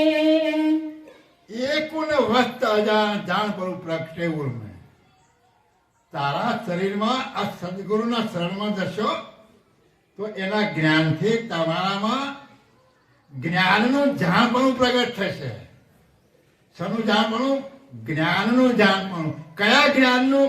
વેદી તત્વ વિભાગ યોગ જય કરે અંકુરને. આ તત્વોના વિભાગ કરી અને એ તત્વોના બાદ કરતા અંકુર રૂપે શું મુદ્દો રહ્યો છે એનું જાણપણું, એનું જ્ઞાન દ્વારા જાણપણું પ્રગટ થશે અને તું આ દરેક તત્વોને સમજી શકીશ અને એ પદમાં સ્થિર થઈ શકીશ. પણ ક્યારે? સામે સદગુરુ એવા હોય અને સામે એ વચનોનું વિલોકન કરનાર પણ એવો હોવો જોઈએ. ગુરુ તરીકે વેશ ધારણ કરવો, ઉપદેશ આપવો એ વસ્તુ આખી જુદી. અને ખરેખર ગુરુપદને ઉજાગર કરવું એ વસ્તુ આખી અલગ છે. ભેખ ને ટેક વ્યવહારના વેશમાં લો ફાંસી તજી હેમ પહેરી તા તું કુટુંબે મેરી તેરી. આ જે વેશ છે એ તો એક દેખાવાનો વેશ, પણ ખરેખર જ્ઞાન જાણ્યા વિના ધ્યાન બીજું નહીં. શાનું જ્ઞાન જાણ્યું નહીં? આ શરીરમાં હું કોણ છું, આ શરીરને ચલાવનાર ચેતન કોણ છે અને આ હું વિશ્વ જગત જે જોઈ રહ્યો છું એનો બનાવનાર સર્જનહાર કોણ છે એનું જ્ઞાન જાણ્યું નહીં. એટલે એનું ધ્યાન શેમાં રહ્યું? પદાર્થમાં પદાર્થમાં જ રહ્યું. એ ઘાટને બાદ ન કરી શક્યો. એની દ્રષ્ટિ ઘાટમાં અને પદાર્થમાંથી બહાર નીકળી ન શકી. કેમ? જ્ઞાન જાણ્યા વિના ધ્યાન બીજું. એટલે આ જ્ઞાન ના જાણે. કયું જ્ઞાન? હું કોણ મારો માલિક, એનું જ્ઞાન ના જાણે. એટલે એની દ્રષ્ટિ પદાર્થમાં અને ઘાટની અંદર સીમિત રહી ગઈ અને ખરેખર જે હાલ હતું એ હાલ જાણી શક્યો નહીં. પણ જો આવા સદગુરુના શરણમાં તમે જશો અને આ જ્ઞાન જે સદગુરુ તમને વચન દ્વારા જે આપી રહ્યા એ વચનોનું જો વિલોકન કરશો તો તમારા કોઈ ભેદભાવ અથવા તો એ બધાના ભેદી અને તમારી દ્રષ્ટિ પાર થશે. કોઈ વસ્તુ અજાણી નહીં રહે. હા, છે એવો મહિમાય પ્રાય સતગુરુનો આધે, બ્રહ્મા વિષ્ણુ મહેશ શેષ વરતે ગુરુનાદે. છે એવો મહિમા પ્રાય સદગુરુનો આપે. આ સદગુરુનો મહિમા જગતમાં આદિથી ગવાય. સદગુરુનો મહિમા આજથી હમણાંથી 2-5 વર્ષથી 500 વર્ષથી નથી ગવાતો. સૃષ્ટિની રચના ત્યારથી ગવાય છે. કે છે એવો મહિમા પ્રાય સદગુરુનો આપે. આ સદગુરુનો મહિમા અગાઉથી કેમ? કે બ્રહ્મા વિષ્ણુ મહેશ શેષ વર્તે ગુરુનાદે. બ્રહ્મા વિષ્ણુ મહેશ અને શેષ નારાયણ એ પણ વર્તન કરે. સમવર્તન કરે. ગુરુનો નાદ એટલે ગુરુના મુખમાંથી નીકળેલા જ્ઞાનરૂપી વચનોનો જે ગ્રહણ કર્યા. ગુરુના મુખમાંથી જે નાદ રૂપે, જે નાદમાંથી જે વાણી બની અને એ વાણી રૂપે જે અમૃતમય, જેને મોતી રૂપ કહેવામાં આવે એવા જે વચનો જે નીકળે છે એ વચનોને ગ્રહણ કરનાર કોઈ મરજીવાન મરાળ જ હોય. આપણે એક વચન કહીએ છીએ, સન્મુખ દરિયો સભર ભર્યો, ઉલસો આનંદનો રંગ. એમાં કહે છે ને કે કમળ ખીલ્યા બહુ રંગના, કમળ ખીલ્યા બહુ રંગના અને શબ્દ સુગંધી સાર. એવું શું કહે છે કે શબ્દ સુગંધી સાર. આ ઘાટની અંદર તમારો જે મેરુદંડ છે એ મેરુદંડની અંદર 7 ચક્રો આવેલા. આ બધું સંશોધન મહાપુરુષો કરેલું જ છે. અને એ ચક્રોની અંદર તમારા અક્ષરોની ઉત્પત્તિ થાય. કમળ ખીલ્યા બહુ રંગ. બોલો છો. કમળ ખીલ્યા બહુ રંગના શબ્દ સુગંધી છે. સાર રે પડવીના પાખડીએ ફરે, કરે મન બ્રહ્મર ગુંજાર રે. મોતી નિપજે મોઘા મૂલના, તે ગ્રહે મર જીવા મરાડ રે. શું કીધું કે કમળ ખીલે બહુ રંગના, શબ્દ સુગંધી છે સાર. આ 7 ચક્રોમાંથી જુદા જુદા અક્ષરોની ઉત્પત્તિ થાય. મૂળાધારમાંથી 4, સ્વાધીનમાંથી 6 અક્ષર, મણિપુરમાં 10 અક્ષર, અનાહુતમાં 12 અક્ષર, વિશુદ્ધ ચક્રમાં 16 અને અહીં પ્રકૃતિમાં 2. આ અક્ષરોની ઉત્પત્તિ એમાં થાય. એટલે અહીંયા ભજનમાં કહ્યું કે કમળ ખીલા બહુ રંગના, શબ્દ સુગંધ. એમાંથી જે વાણી રૂપી જે શબ્દ નીકળે છે એની સુગંધ આ જગતમાં ફેલાય છે. અત્યારે આપણે જે આ વાણી કથી રહ્યા છે પરમ ગુરુના જ્ઞાનની, અને પરમ ગુરુએ જે શબ્દોનો ઉચ્ચાર કર્યો છે એ આ ગ્રંથોમાં મૂકી ગયા છે. આ શબ્દની, આ વાણીની સુગંધ આપણે લઈ રહ્યા છીએ. શબ્દ સુગંધ મોતી નિપજે મોગા મૂલના.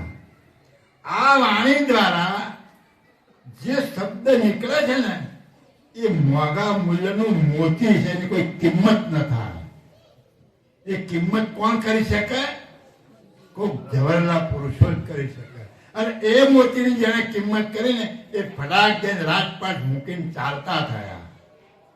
ગોપીચંદ જેવો ગોપીચંદ રાજા જ્યારે નાવા બેઠો હોય, બધી પટરાણીઓને નવરાવતી હોય, ઉપર ઝરૂખામાં એની માતા એને જોવે છે અને એની આંખમાંથી એક આંસુનું ટપકું એના બૈડા ઉપર પડે.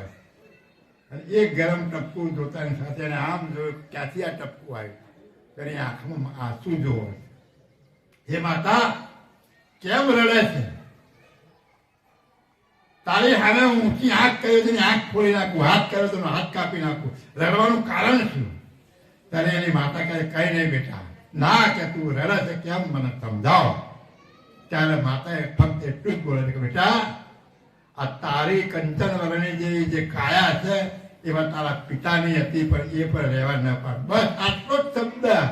આ મોંઘા મૂલ્યનું મોતી કોણ સમજી શકે? બધાએ સાંભળ્યું, બધી રાણીઓએ સાંભળ્યું, પણ એ ગોપીચંદ રાજાએ નાતા નાતાથી ઊભો થઈ અને એનો ઢાકા બંગાળનો રાજ છોડી અને ચાલતો થઈ ગયો. આ મોતીની કિંમત આ કહેવાય. આ શબ્દોની પરખ. એટલે હું વારંવાર કહું છું કે બાપજીનું જ્ઞાન તો આપણે સાંભળીએ છીએ પણ એ શબ્દની પરખ કેટલી થઈ આપણને. એટલે ભજનમાં કહ્યું કે મોતી નિપજે મોગા મૂલના, ગ્રહે કોઈ મરજીવા મરા. આને કોણ ગ્રહણ કરે? કાં તો હંસ પુરુષ હોય, હંસ મોતીનો ચાલો થાય, કાં તો મરજીવો જે દરિયામાં કોઈ મોતી લાવતો હોય એ. એ બંને જ આ મોતીની કિંમત કરી શકે, બાકી બીજા કરી નાખે. એમ આ જ્ઞાનની કિંમત આ હજારો લાખોની વેદનીની હોય એમાં કોઈક જ કરી શકે. એક શબ્દના વચન ઉપર જો રાખું રાજપાટ છોડીને જંગલમાં જતા હોય, જેને રામચંદ્ર ભગવાન આપણે કહીએ છીએ, તો એના ગુણ ગવાય છે ને. હે એક વચન માટે ને બોલ્યા હતા, એમાં હું થઈ ગયું, હું તો નહીં લઉં, લો હું થઈ જાય. હા ના, રઘુકુળ રીત સદા ચલે યારી, પ્રાણ જાય પણ વચન ન જાય. સતયુગ શેનો હતો? વચનનો હતો.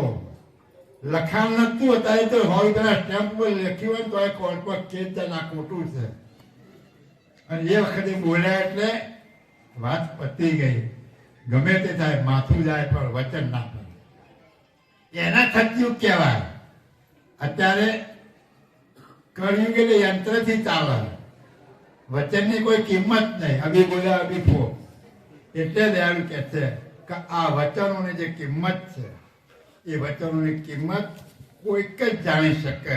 એનો મહિમા જે છે એ આ મહાપુરુષો બ્રહ્મા વિષ્ણુ મહેશ એમણે આ ગુરુના નાદને ગુરુના વચનને સમજી શક્યા. અહીંયા આ નાદ શબ્દ મૂક્યો છે ને તો એના ઘણા અર્થ કથન કરો, ઘણા અર્થ. પણ અહીંયા જ્ઞાન સંપ્રદાયમાં તમારે શું સમજવા કે ગુરુના મુખમાંથી જે વાણી રૂપી વચન જે નીકળ્યા છે એનો મહિમા છે. બાકી બીજા શું કહે છે કે આખું જગત નાદમાંથી ઉત્પન્ન થયું છે અને એનો મહિમા નાદનો ગાય. અવિગત સે ગત નભ ભયા, जिनका शब्द आकार शब्द हुसे सप्रस भया, जिनका अग्नि प्रसार अग्नि तत्व से अभया, अब से अवनि रूप ये सब प्रजा आरूप की चौकर किया स्वरूप. आचरत बानो प्रश्न का आ रूप માંથી આ જગત રૂપ વાળું કેવું છે બન્યું? તો અવિગત સે ગત ન ભયા, એટલે અવિગત માંથી આ ગતિ વાળું આકાશ ઉત્પન્ન થયું. ના, એવું નથી. અવિગત છે, અવિગત રૂપે જે કૈવલ માલિક છે, જેના 5 વિશેષણ લાગે છે, એવો જે સર્જનહાર માલિક છે, એનાથી આ ગતિ વાળું આકાશ તત્વ ઉત્પન્ન થયેલું. અવિગત છે ગત ન ભયા, એનાથી આ ઉત્પન્ન થયું. એની મેળે ઉત્પન્ન થયું. એની મેળે ઉત્પન્ન થવાનો સિદ્ધાંત બ્રહ્મ સિદ્ધાંત છે કે કોઈ પણ ક્રિયા વગર આ જગત એની મેળે ઉત્પન્ન થાય છે અને આ જગત લય થાય છે. આનો ઉત્પન્ન કરનાર કોઈ નથી. એટલે અહમ બ્રહ્માસ્મિ બોલ્યા છે. પણ અહીંયા આ જગત તો બનાવનાર છે. બનાવ્યા વગર કોઈ વસ્તુ થતી જ નથી. બનાવ્યા વગર કોઈ વસ્તુ થાય ખરી? કોઈ ના થાય. તો આ જગત કેવી રીતે બન્યું? એના માટે દયાળુ કહે છે કે આવા મહાપુરુષો પણ સદગુરુના શરણમાં ગયા અને એના વચનોને માન આપી અને એ વચનોને સમજ્યા. હા, વરતે સદગુરુ નાદ સ્વાદ દિનો ઈશ અવતારા, આદ્ય અંત મધ્ય મોક્ષ કુબેર ગુરુ કહત અપારા. આ જગતની અંદર જેટલા મતપંથો ચાલી રહ્યા, જેટલા મહાપુરુષો થયા, એ બધા જ કહે છે કે વર્તે સદગુરુ નાદ સ્વાદ જીનું ઈસ અવતારા. બધા જ સદગુરુના વચનોના સાંભળી અને એ વચનોના ઉરમાં ઉતારી અને એનું આચરણ કરી અને બધા જ એના ગુણગાન ગાય છે. કોણ? સ્વાદા જીનું ઈસ અવતારા. 10 અવતારો પણ ગુરુના શરણમાં ગયેલા. रामचंद्र वशिष्ठ को करता पण गुरु के 14 लोग भागे गए, गुरु आ गया थे. कहो वशिष्ठ क्या दिया करता को उपदेश, ये अंदेशा सरने सुनो કહું સંદેશ. આમને આપણે કહીએ છીએ પુરાણોની અંદર અને ભાગવતની અંદર કથાઓ કહેવામાં આવે કે જ્યારે રામચંદ્ર જન્મ્યા એ વખત લખ્યું કે સ્વયં બ્રહ્મ રામ સ્વરૂપે પ્રગટ થયું. સ્વયં બ્રહ્મ રામ સ્વરૂપે પ્રગટ થયું. જો સ્વયં બ્રહ્મ રામ સ્વરૂપે પ્રગટ થયું હોય તો બ્રહ્મના કોઈ જે જ્ઞાન લાગતું નથી. તો દયાળુ કહે છે તો શા માટે વશિષ્ઠના શરણમાં જવું પડ્યું? શા માટે ગુરુ કરવા પડ્યા? હે? તો કયું અજ્ઞાન હતું તો ગુરુના શરણમાં જવું પડ્યું? એટલે દયાળુ અહીંયા તમને આ બોધ આપતા કહે છે કે આવા સદગુરુના શરણમાં જાઓ. આવા મહાપુરુષો જગત જેના ધજાઓ ફરકે છે, જેના મંદિરો બન્યા છે, જેના રાત દિવસ આરતી ઉતારવામાં આવે છે, એવા મહાપુરુષો પણ સદગુરુના શરણમાં ગયા છે અને પોતે ધન્ય બની અને આત્મજ્ઞાન મેળવેલું. તો આખું જગત કોની પૂજા કરે છે? અવતારોની, ઘાટની. કોને? ઘાટની. ઘાટને ચલાવનાર કેવો છે? ઘાટ કરતા જુદો છે, કોઈ ઘાટ જેવો નથી. જે અવતારો થયા એ બધા જ ઘાટધારી હતા અને બધા જ ઘાટ અહીં પડ્યા રહ્યા. અને એ ઘાટની બધા વિધિ થઈ ગઈ. જેમ આપણી વિધિ થાય છે એમ એ બધા જ ઘાટની વિધિ થયેલી છે. પણ એ ઘાટને ચલાવનાર જે ચૈતન્ય અંશ છે એની કોઈ વિધિ થતી એ સદાના માટે રહેલો. એટલે દયાળુ કહે છે કે આવા અવતારી પુરુષોની અંદર જે ચૈતન્ય અંશ હતો એ પણ સદગુરુના શરણમાં જ્ઞાન લેવા માટે ગયો અને એ ઘાટમાં રહી અને એ અંશે આત્મજ્ઞાન મેળવ્યું છે સદગુરુના શરણનું. હવે આ જ્ઞાન બોધ આપણે અવલોકન કરીને વિલોકન કરીને સમજવાનું છે કે સદગુરુ એવું કયું જ્ઞાન આપે છે. નતા આપણે પેલા કૌતકમાં કહીએ છીએ, જાળે બાંધવા શકતા સકલ વશીલા, હે થયા પારધી આહિર પંડિત લઈ હરવા ફરે જગત વેદ. જગતની અંદર પારધી, આહિર અને પંડિત. પારધી શું કરે? જાળ નાખીને ફસાવે. આહિર એટલે ઘેટો બકરો ચરાવે. શું કરે? એ ટોળાને ચડાવે. અને પંડિત એ અટમ સટમ સમજાવીને તમારા ગ્રહ નારાયણ ફરવું ના ટીકણું ના કરી અને પૈસા લે. એટલે દયાળુ શું કહે છે કે થયા પારધી આહિર ને પંડિત. આ જગતના બધા જ ગુરુઓ પારધી આહિર ને પંડિત જેવા જ છે. કેમ? આ બધું આપીને સરવાળા તો એ શું લઈ જાય છે તમારી પાસેથી? ધનની લાલચ રાખે. પણ આવા સદગુરુ જે છે એ સદગુરુ આવી આશા નથી રાખતા. સદગુરુ તમને જ્ઞાનનો ઉપદેશ આપે છે, તમને આત્માનું જ્ઞાન આપે છે.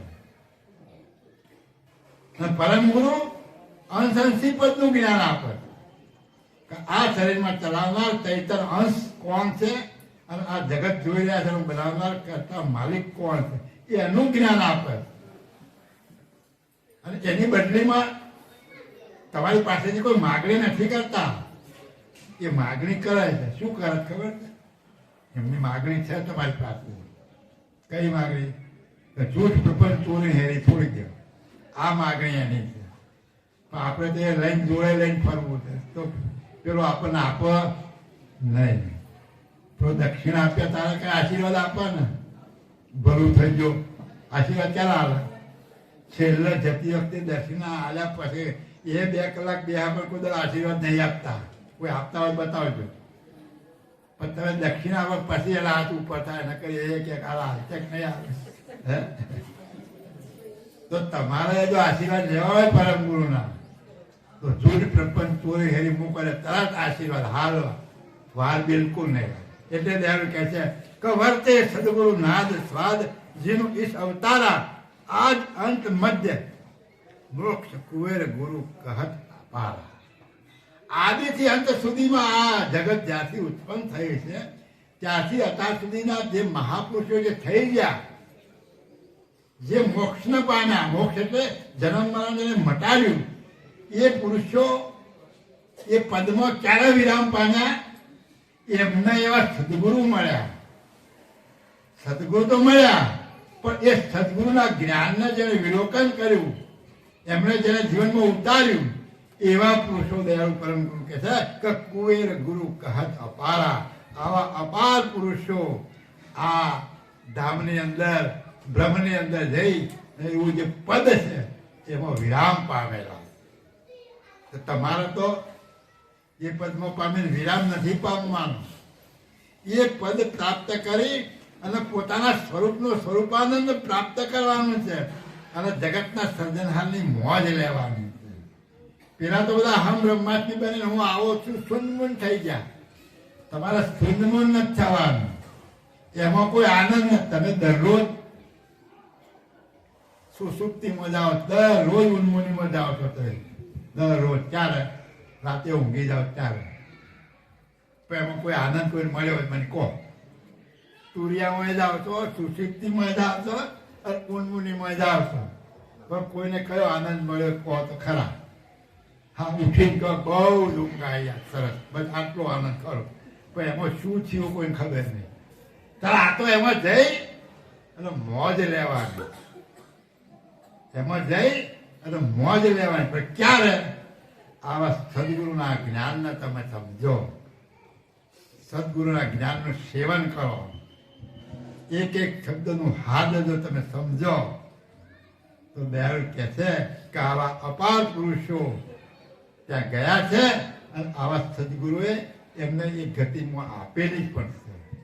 તો આપણે પણ આ સદગુરુનું સેવન, એ પરમ ગુરુનું સેવન કરો. હા, ફેર દિએ તીનો માગ જાગ નહીં ઉતેરિયન કી सकल क्षत्रि की जोय वंज क्या रही दियन की हावे कहूँ फल भेद भवाटी भव उत्पन्न की जीव ईश्वर की सृष्ट पृष्ठ प्रसिद्ध समझण की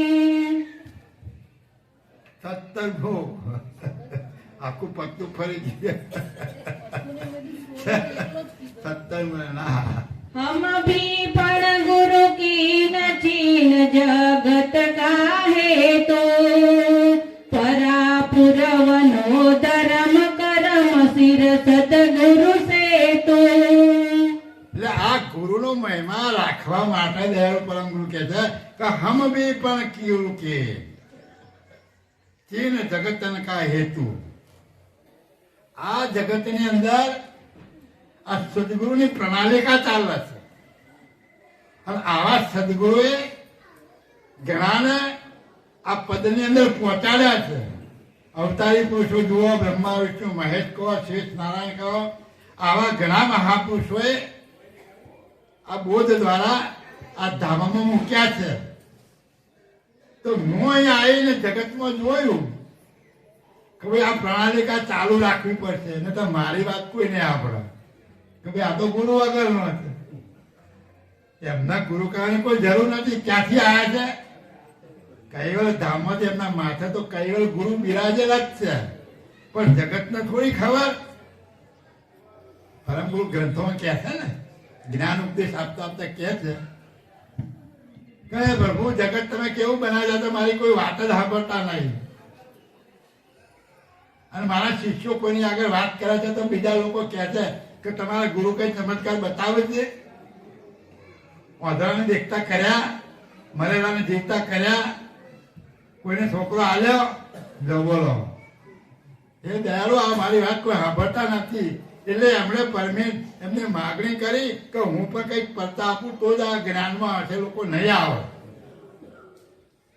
ત્યારે એમણે પડતા પડતી ચાલુ કરી. તો કહેવાનો આશય શું છે કે આ જે ગુરુ છે એ આવા વિભૂતિને જાણકાર હતા. આવી ચમત્કારિક હતા. જ્ઞાન આપવા માટે, લોકોને લાવવા માટે ચમત્કારો પણ બતાવવા પડે. આવું જ્ઞાન આપણે સાંભળવા છતાં, સમજવા છતાં આપણને નહીં થતું કે પરમ ગુરુ કંઈક ચમત્કાર કરે. આપણે કંઈક કામ થાય હવે નહીં કહેતા મારો તો ચમત્કાર થયો, પરમ ગુરુ કામ કરી ગયા. હે એટલે કામ કરવા આવો ખરા? આપણે કામ કરવા બોલાવીએ તો આપણે કેટલા મૂર્ખા. એના આપણે કામ સોંપીએ, એને કામ સોંપ્યું એ તો આપણે કરતા નહીં. એને કયું કામ આપ્યું ખબર છે? લક્ષ ભજન કરજે અને જૂઠ પ્રપંચ ચોરી હેરી છોડી દે આ કામ હોપ્યું આપણે કરતા નહીં અને પછી એને આપણે હોપ્યા ખરા ખરો સજા કો છું વિનંતી સર્વજ્ઞ સાક્ષાત એને વિનંતી એને ખબર છે તમે એક સામાન્ય આપણે કુટુંબ લઈને બેઠા છે બે બાળકો હોય એકાદ દીકરી હોય મા હોય બાપ હોય ઘરને ચલાવતા હોય અને ઘરમાં કંઈ જરૂર પડે તો આપણે નહીં જાણી શકતા કે મારા ઘરમાં ખામી જડા એ ખીચાવા એ છોકરામાં લે પૈસા આજા લઈ જાય એવું થઈ રહ્યું છે આપણે આપણું જવા દઈએ છે તો એ આપણે આપણું જવા દે ખરો તો આપણે એના થયા નથી જો એના થઈ જાઓ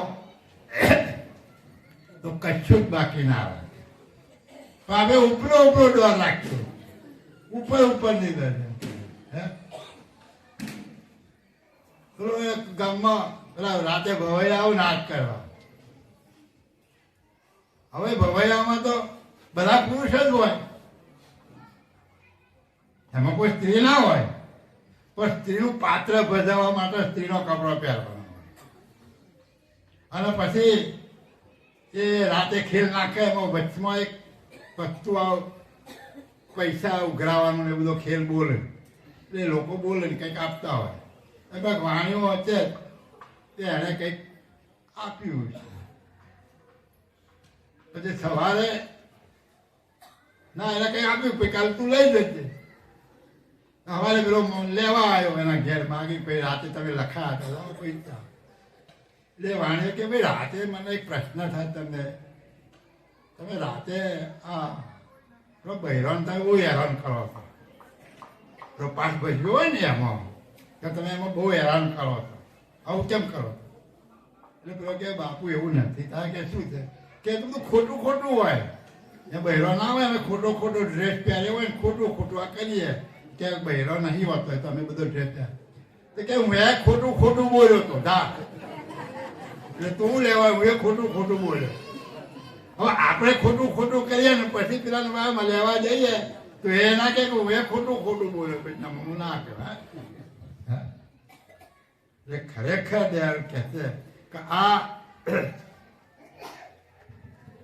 પરાપૂર્વના ધર્મથી આ જે ગુરુની પ્રણાલિકા ચાલે એના માટે પણ મેં આ ગુરુ કરાયા કોને ગુરુ કરાયા એમણે કૃષ્ણ સ્વામી મહારાજને કે જે મોટી ઉંમરના હતા અને સાત્વિક પુરુષ હતા એ જઈ અને એમણે કહે મેં હું કહે છે કે પરાપૂર્વનો ધર્મ કરમ શ્રી સદગુરુ સેતુ આદિથી આ પરાપૂર્વનો ધર્મ ચાલ્યો આવતો હતો સેતુ એટલે એક લાઈન જે ચાલી આવતી હતી એ લાઈનને મેં ચાલુ રાખવા માટે મેં પણ ગુરુ કર્યા હા આ નહીં ધર્મ અનેક એકુ નહીં ગુરુ ધર્મ તોલે તેથી સુર ફલ પાય ગાય ગુરુ યશ હરિ બોલે અન્ય ધર્મ અનેક એકુ નહીં ગુરુ ધર્મ તોલે આ વસ્તુ સમજવાની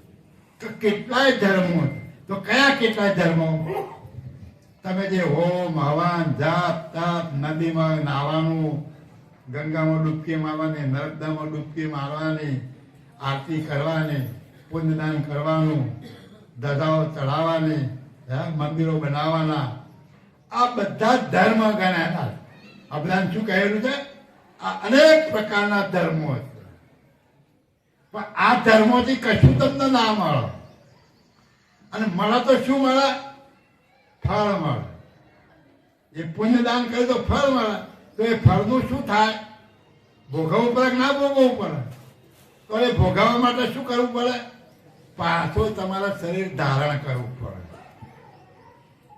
એટલે એનો મતલબ એવું ના લાગે કોઈ પુણ્ય બંધ કરી ના દેતા પુણ્ય કરવાથી તમને એનો બદલો મળે પાપ કરવાથી એનો બદલો તો પાપ અને પુણ્ય તમારે ભોગવવું પડે અને એ ભોગવવા માટે શરીર ધારણ કરવું પડે એટલે એ ધર્મોથી બોલ્યા શું કે તેથી સુર ફલ થાય આમાં બોલ્યા કે એનાથી તમને દયાળુ પરમગુરુ બોલ્યા કે એનાથી તમને ફળ પ્રાપ્ત થાય કયું ફળ પ્રાપ્ત થાય તમે એવા હોમ હવન કરો અથવા તો એવો જાપ જપો એવી તપસ્યા કરો તો તમને ગૌલોકમાં જઈ શકો તમે ઇન્દ્રલોકમાં જઈ શકો, બ્રહ્મલોકમાં જઈ શકો, સતલોકમાં જઈ શકો, પૃથ્વી ઉપર અપાર સંપત્તિ તમને મળે, તમે રાજા બની શકો, આવા બધા ફળ તમને પ્રાપ્ત થાય. પણ એ બધા ધર્મ આગળ એકું નહીં ગુરુ ધર્મ તોલે. આ બધા ધર્મ આગળ ગુરુ ધર્મ ની તોલે કઈ આવતો નથી. કેમ કે ગુરુ તમને મુક્તિ અપાવે. ગુરુ તમને વારંવાર જન્મ અપાવવાનો ધંધો ના કરે. ગુરુ તમને એવો બોધ ના આપે કે તમારા ફળ ભોગવવા માટે આવવું પડશે ને જવું પડશે. ગુરુ તમને એ જ્ઞાન આપે કે આ શરીરમાં આવવાની મુક્તિ તમને કયા જ્ઞાનથી મળે, એ બોધ આપે. એટલે દયાળુ કહે છે કે અન્ય ધર્મ અનેક એકું નહીં ગુરુ ધર્મ તો લે. એટલે બધા ધર્મની આગળ ગુરુ ધર્મ સર્વશ્રેષ્ઠ છે. બીજા અનેક પ્રકારના ધર્મોથી તમને ફળ પ્રાપ્ત થશે અને એ ફળ ભોગવવા માટે વારંવાર તમારે જન્મ લેવો પડશે. એ ગમે તે યોનિમાં તમારે જન્મ લેવો પડશે, પણ તમને મુક્તિ નહીં મળે. પણ ગુરુ ધર્મ જો તમે પાળશો, ગુરુના વચનોને સમજશો, ગુરુના શરણમાં જઈ અને એ તમને ગુરુનો સ્વીકાર કરશો અને એનો બોધ ગ્રહણ કરી અને એ તમે આચરણમાં એમને બતાવેલા રસ્તે તમે જો ચાલશો તો તમને વારંવાર જન્મ નહીં લેવો પડે. એટલે કહે છે કે ગાય ગુરુ યશ હરિ બોલે. એટલે બધા જ અવતારો પણ ગુરુના જસ ગાય. બધા અવતારો પણ આ ગુણ ગાય છે, હરિના જ ગુણ ગાય, અરે ગુરુના જ ગુણ ગાય છે. અને ગુરુ જ તમને મુક્તિ અપાવે, બીજો કોઈ મુક્તિ અપાવે નહીં. આમ इतना छे फिर फार कर्म और गुरु पद धर्म करमी बचन कलेश बचन गुरु दहत ही भरमा. इतना છે ફેરફાર કર્મ और ગુરુ પદમાં. આટલો ફેરફાર એમાં કર્મવાળી ભક્તિ અને ગુરુના વચનવાળી ભક્તિમાં આટલો ફેર. જેટલો કર્મકાંડ અને ક્રિયાવાળી જે ભક્તિ છે એ બધી ફળ આપનારી. જેટલી કર્મકાંડ વાળી જેટલી ક્રિયાઓ છે અને એ જે ભક્તિ છે એનાથી તમને ફળ પ્રાપ્ત થશે. પણ મુક્તિ નહીં મળે, આત્મજ્ઞાન નહીં થાય, આ શરીરને ચલાવનાર હું કોણ છું એ જ્ઞાન ન થાય, અને આ જગતનો સર્જનાર કોણ છે એ કોઈ કર્મવાળા જોતા જ નથી. કેમ? કારણ કે હું નવચંડી કર્યો હોય, યજ્ઞ કર્યો હોય, ત્યાં દરેક પ્રકારના કોપારી મૂકીને માની લો કે આ ફલાણા દેવ છે, આ ફલાણા ગણપતિ છે, આ હનુમાનજી છે, અને પછી કર્મકાંડની અંદર તમારા શ્લોકો બોલવાના, બરાબર? અને એ શ્લોકો બોલી અને એનું જે ફળ તમને મળ્યું એવું તમે સંતોષ માની લીધું કે ભાઈ મેં આ એવો હવન કરાયો તો મારા ઘરમાં શાંતિ છે. શું મળ્યું? ફળ મળ્યું. શેનું ફળ? આ નરવા ફરવાનું, તમારી જે કંઈ માનંદી હોય એનું. અત્યારે તો યજ્ઞ કરાવો, નવચંડી કરાવીને એ પણ ગુનો. કેમ ગુનો? એનું કારણ જુદું બતાવતા કે સંસ્કૃત ભાષા કેટલી અટપટી છે અને એની અંદર કાના માત્રનો જો ભૂલ થાય તો એ અર્થનો અનર્થ થાય. એટલે એ વિધિ તમે કરાવો ને, પણ એ વિધિ કરાવવાથી તમને ફળ ના મળે, પણ તમારું દુઃખ ઊભું થાય. કેમ? કે અત્યારે એવા બ્રાહ્મણો નથી, શુદ્ધ ઉચ્ચાર કરનાર બ્રાહ્મણો નથી. અને એ બ્રાહ્મણોનો શુદ્ધ ઉચ્ચાર હોય ને તો જ એ મંત્ર ફળ આપે, ને તે ફળ ના આપે. એક દાખલો તમને રામાયણનો કહું કે જ્યારે યુદ્ધ ચાલતું હતું રામ અને રાવણનું, અને ઘણું બધું ખેદાન મેદાન થઈ ગયું, એટલે રાવણે ચંડીપાઠ યજ્ઞ ચાલુ કર્યો. અને રાવણ પોતે 6 શાસ્ત્ર અને 4 વેદનો જ્ઞાની હતો, એટલે એને દશાનંદ કહેવામાં આવતો.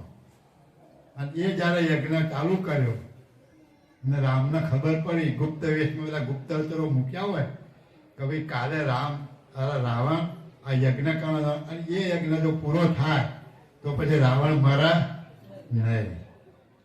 તો કે આ ગમે એમ કહીને આ યજ્ઞ તો અધૂરું રખાવો પડે. તો એ કામ કોને સોંપ્યું? હનુમાનજીને સોંપ્યું. તો એ હનુમાનજી માળા ફૂલ માળા લઈ અને માળીના રૂપમાં ત્યાં દરવાજે ઉભા રહ્યા. અને એ જે બ્રાહ્મણો જે યજ્ઞ કરનારા ત્યાંથી નીકળ્યા અને કંઈક એવી ક્રિયા કરી અને બ્રાહ્મણને ખુશ કર્યા. એટલે એ મેન બ્રાહ્મણોએ કીધું કે માગે તને આપું. એટલે હનુમાનજીએ શું કીધું કે મને તમે જે મંત્રો બોલો છો એમાંથી એક માત્રા તમે મને આપી દો. એટલે ભાઈ કઈ માત્રા તારો જો કે દેહનથી જે બોલો છો તો દને માથે જે માત્રા છે હે એ મને આપી દો, પછી તમારે છૂટા. એ માત્રા લેલો શું બોલાય? દહનથી. પેલું શું બોલાય? દેહનથી. અને પેલું શું બોલાય? દહનથી. હવે જ્યારે આ યજ્ઞ પૂરો થયો અને જ્યારે આહુતિ આપવામાં આવી ત્યારે પેલા બ્રાહ્મણે તો વચન આપેલું એટલે દેહનથી ના પેલા દહનથી.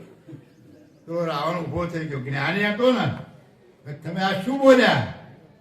આખો યજ્ઞ ભ્રષ્ટ થઈ ગયો, બળીને ભસ્મ થઈ જાઓ. દહનથી નો મતલબ શું થાય? બળીને. અને દેવો તો બધા મંત્રના આધીન, જેવો મંત્ર બોલાય એવું કાર્ય કરે, એવો બીજું ના કાર્ય કરે. દહનથી. એટલે હવે તમે યજ્ઞ કરાવો અને બ્રાહ્મણ જો આવું બોલે તો થાય, આપણું સારું થાય, ખોટું થાય. આપણો વિરોધ નથી, એ મંત્રોથી હોમોથી વિરોધ નથી, પણ એનો ઉચ્ચાર કરનાર સાચો હોય તો બરાબર, પણ એનો ઉચ્ચાર કરનાર ખોટો હોય તો તમારું અહિત થાય. અને કેટલી સ્પીડમાં બોલે છે, એટલી સ્પીડમાં તો ક્યાંયના ક્યાંય કેટલાય માત્રાઓ તમારી આડી અવડી થઈ જાય.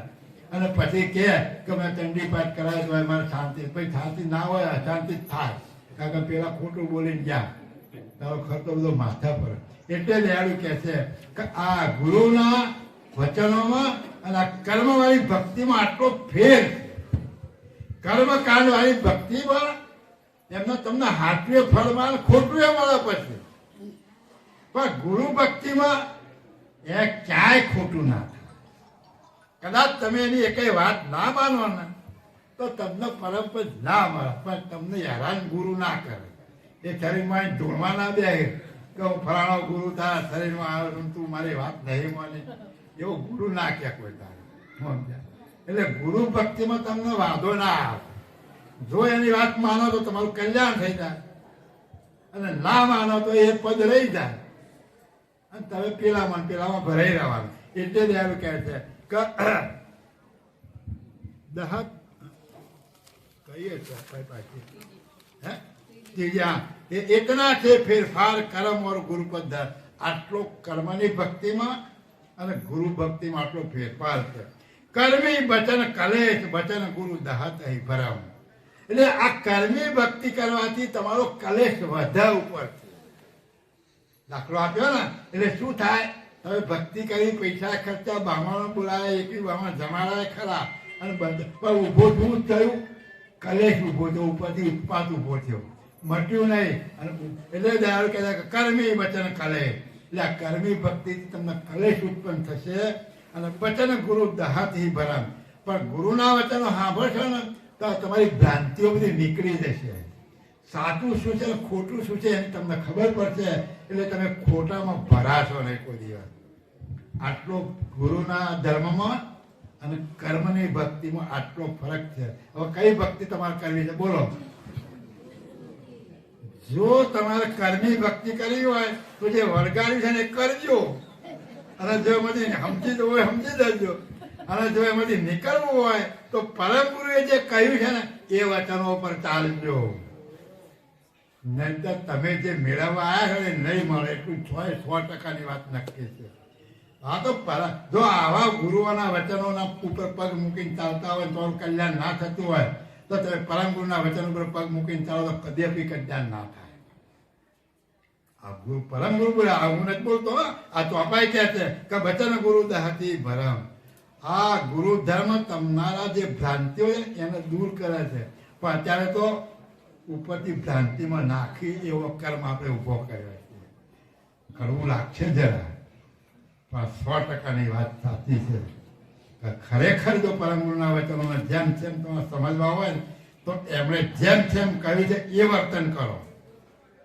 બાકી જગતને લાઈનની અંદર લોલમ લોલ જો કર્યું ને તો એ પદ નહીં મળે. તમને ફળ મળશે, વાંધો નહીં, કહું છો. એટલે ફળ ભોગવવું હોય તો એ ચાલુ રાખવાનું, અને પરમ પદમાં જવું હોય તો એના વચનો ન કરવાના. હા, દહતાની ભરમ ભજન ધન્ય ધન્ય સો ગુરુ શરણા જન હૃદય અવની જકુવેર બોવા બીજ સધરના. દહતા હિ ભરમ વચન ધન ધન શું ગુરુ શરણા. એટલે ગુરુના વચનો તમારામાંથી ભ્રાંતિ કાઢી નાખે છે. ધન્ય છે એવા સદગુરુના શરણમાં જવાનું. તો તમે કોના શરણમાં આવ્યા તો સદગુરુથી પણ પરમ ગુરુ છે એના શરણમાં તમે એની કંઠી બાંધી છે. હે, તો તમારે દીવાનું હોય ખરું, પણ ક્યારે આપણે એના વચનોને નથી માનતા. આપણા ગુરુ કેવા છે, દાખલો સાંભળેલો હોય છે, થતો ફરી કહીએ. કંઈક ભરવાર કાયમ ગેટો બકરો ચલાવવા જાય અને સાંજે પાછો આવે. તે સાંજે પાછો આવતા એક બકરું રહી ગયું જંગલમાં, પેલો ઘેર આવતો રહ્યો અને અંધારું થઈ ગયો. બકરાને તો કેવી થાય, ઓહો આ મારું મોત આવી ગયો, હવે તો ઉપાધિ થઈ. જંગલમાં તો શિયાળ હોય, નાર હોય, સિંહ હોય, વાઘ હોય, બધા ઘણા બધા એવા હોય કે જે આ બકરીને ખાઈ જાય. બકરી બુદ્ધિશાળી હતી, તે ધીમે ધીમે ચાલતી તેમાં સિંહનું પગલું જોયું અને ત્યાં બેસી ગઈ. ત્યાં બેસી ગઈ. રાતે 10-1 વાગ્યા એટલે પેલી લાઈન ચાલુ થાય નિશાચર પ્રાણીઓની. નિશાચર એટલે રાતે જ દેખાય. દાડા તમે આખા ગમે તે શિયાળ બધા દેખાય, દિવસે રાતે જ દેખાય. હું સમજ્યા? એટલે પહેલું જ શિયાળ આવ્યું. બકરીને જોઈ કે હા તો આકડે મધ એની પાસે ગયું. એટલે પેલી બકરી બોલી ભાઈ મારે ખાવી હોય તો ખાઈ જા, મારી નાખ મને કઈ વાત. આ પગલું કોનું છે કે આ તો અમારા જંગલના રાજાનું. તો કે એની ઘરવાળી તું ખાવી હોય તો ખા. પેલો કે ના મારા હો, અને સવારે પેલો આપણી પટારી ફેરવી નાખે એટલે જતું રહ્યું. એમ વરું આવ્યું, બધું આવવા મળ્યું વાળા પછી. બધાને એક જ કે ભાઈ પગલું કોનું છે કે અમારા રાજાનું. તો કે એની ઘરવાળી તું મારો હોય તો માર, કે ના મારા. બધા જતા રહ્યા. છેલ્લે સિંહ આવ્યો કે હવે જે થવું હોય થાય. સિંહ આવ્યો, જોયું પણ પગે લાગીને કે પ્રભુ ઉભા, આ પગલું કે આ તો મારું છે. તો કે એના શરણમાં બેઠી જ આખી રાત, અને મને કોઈએ માર્યો નહીં. બધાએ મને જતી, હવે તમારે જે કરવું હોય કરો. મારા શરણમાં રાડ પાડીને હાથીને બોલાયો અને કીધું આના તારા ઉપર બેહાડ લે, અને આ જંગલની બધી કુડી કુડી કુપરો ખવડાવીને બહાર મૂક્યા. કોનું શરણું હતું? જંગલના રાજાનું. તો તમે કોના શરણમાં આવ્યા છો? આ જગતનો જે સર્જનહાર જેને જગત બનાવ્યું છે એનો ઉપદેશ છે ને એની તમે વરમાળા પહેરી છે, કંઠી પહેરી તમે. હે, અને એના શરણમાં આવ્યા તો તમારા જગતમાં બીવાની કોઈ જરૂર ખરી? હે, એટલે દયાળુ કહે છે કે દહાતાઈ ભરમ ધરતન ધન ધન સો ગુરુ. ધન્ય છે કે આવા ગુરુના શરણમાં તમે ગયા છો. આપણે પણ આવા ગુરુનું શરણ લીધું છે તો આપણે બીક હોય ખરી? આ જગતની મોજ કરાવીને જગતની બહાર મૂક્યા હોય. આ જગત ક્યાં સુધી છે કે નિરંજન અવ્યાકૃતિ પર બ્રહ્મની હદ બહાર મૂક્યા હોય. તમને કયા હાથી પર બિહારે? અહંકાર રૂપી હાથી પર જયારે મૂકી દે, તું આને ત્યાં લઈ જા, તું બધાને રોકીને બેઠો છે. કોણ રોકીને બેઠો છે? અહંકાર રૂપી હાથી બધાને રોકીને બેઠો છે. એના ઉપર તમને બેહાર દે, તમારો બધો અહંકાર ઓગાળી દે. શનાથી? એના જ્ઞાન વડે. અને તમને આ જગતની બહાર એટલે આનંદ બ્રહ્માંડની રચના છે એની હદની બહાર ક્યાં આગળ કૈવલનું પદ જે છે ત્યાં તમને બહાર મૂક્યા. કેવી રીતે મૂક્યા? આ મોજ મજા કરાવી મૂક્યા પાછા, લીલી કુપડો ખવડાવી. હા, એટલે કહે છે કે ધન્ય ધન્ય છે શરણ.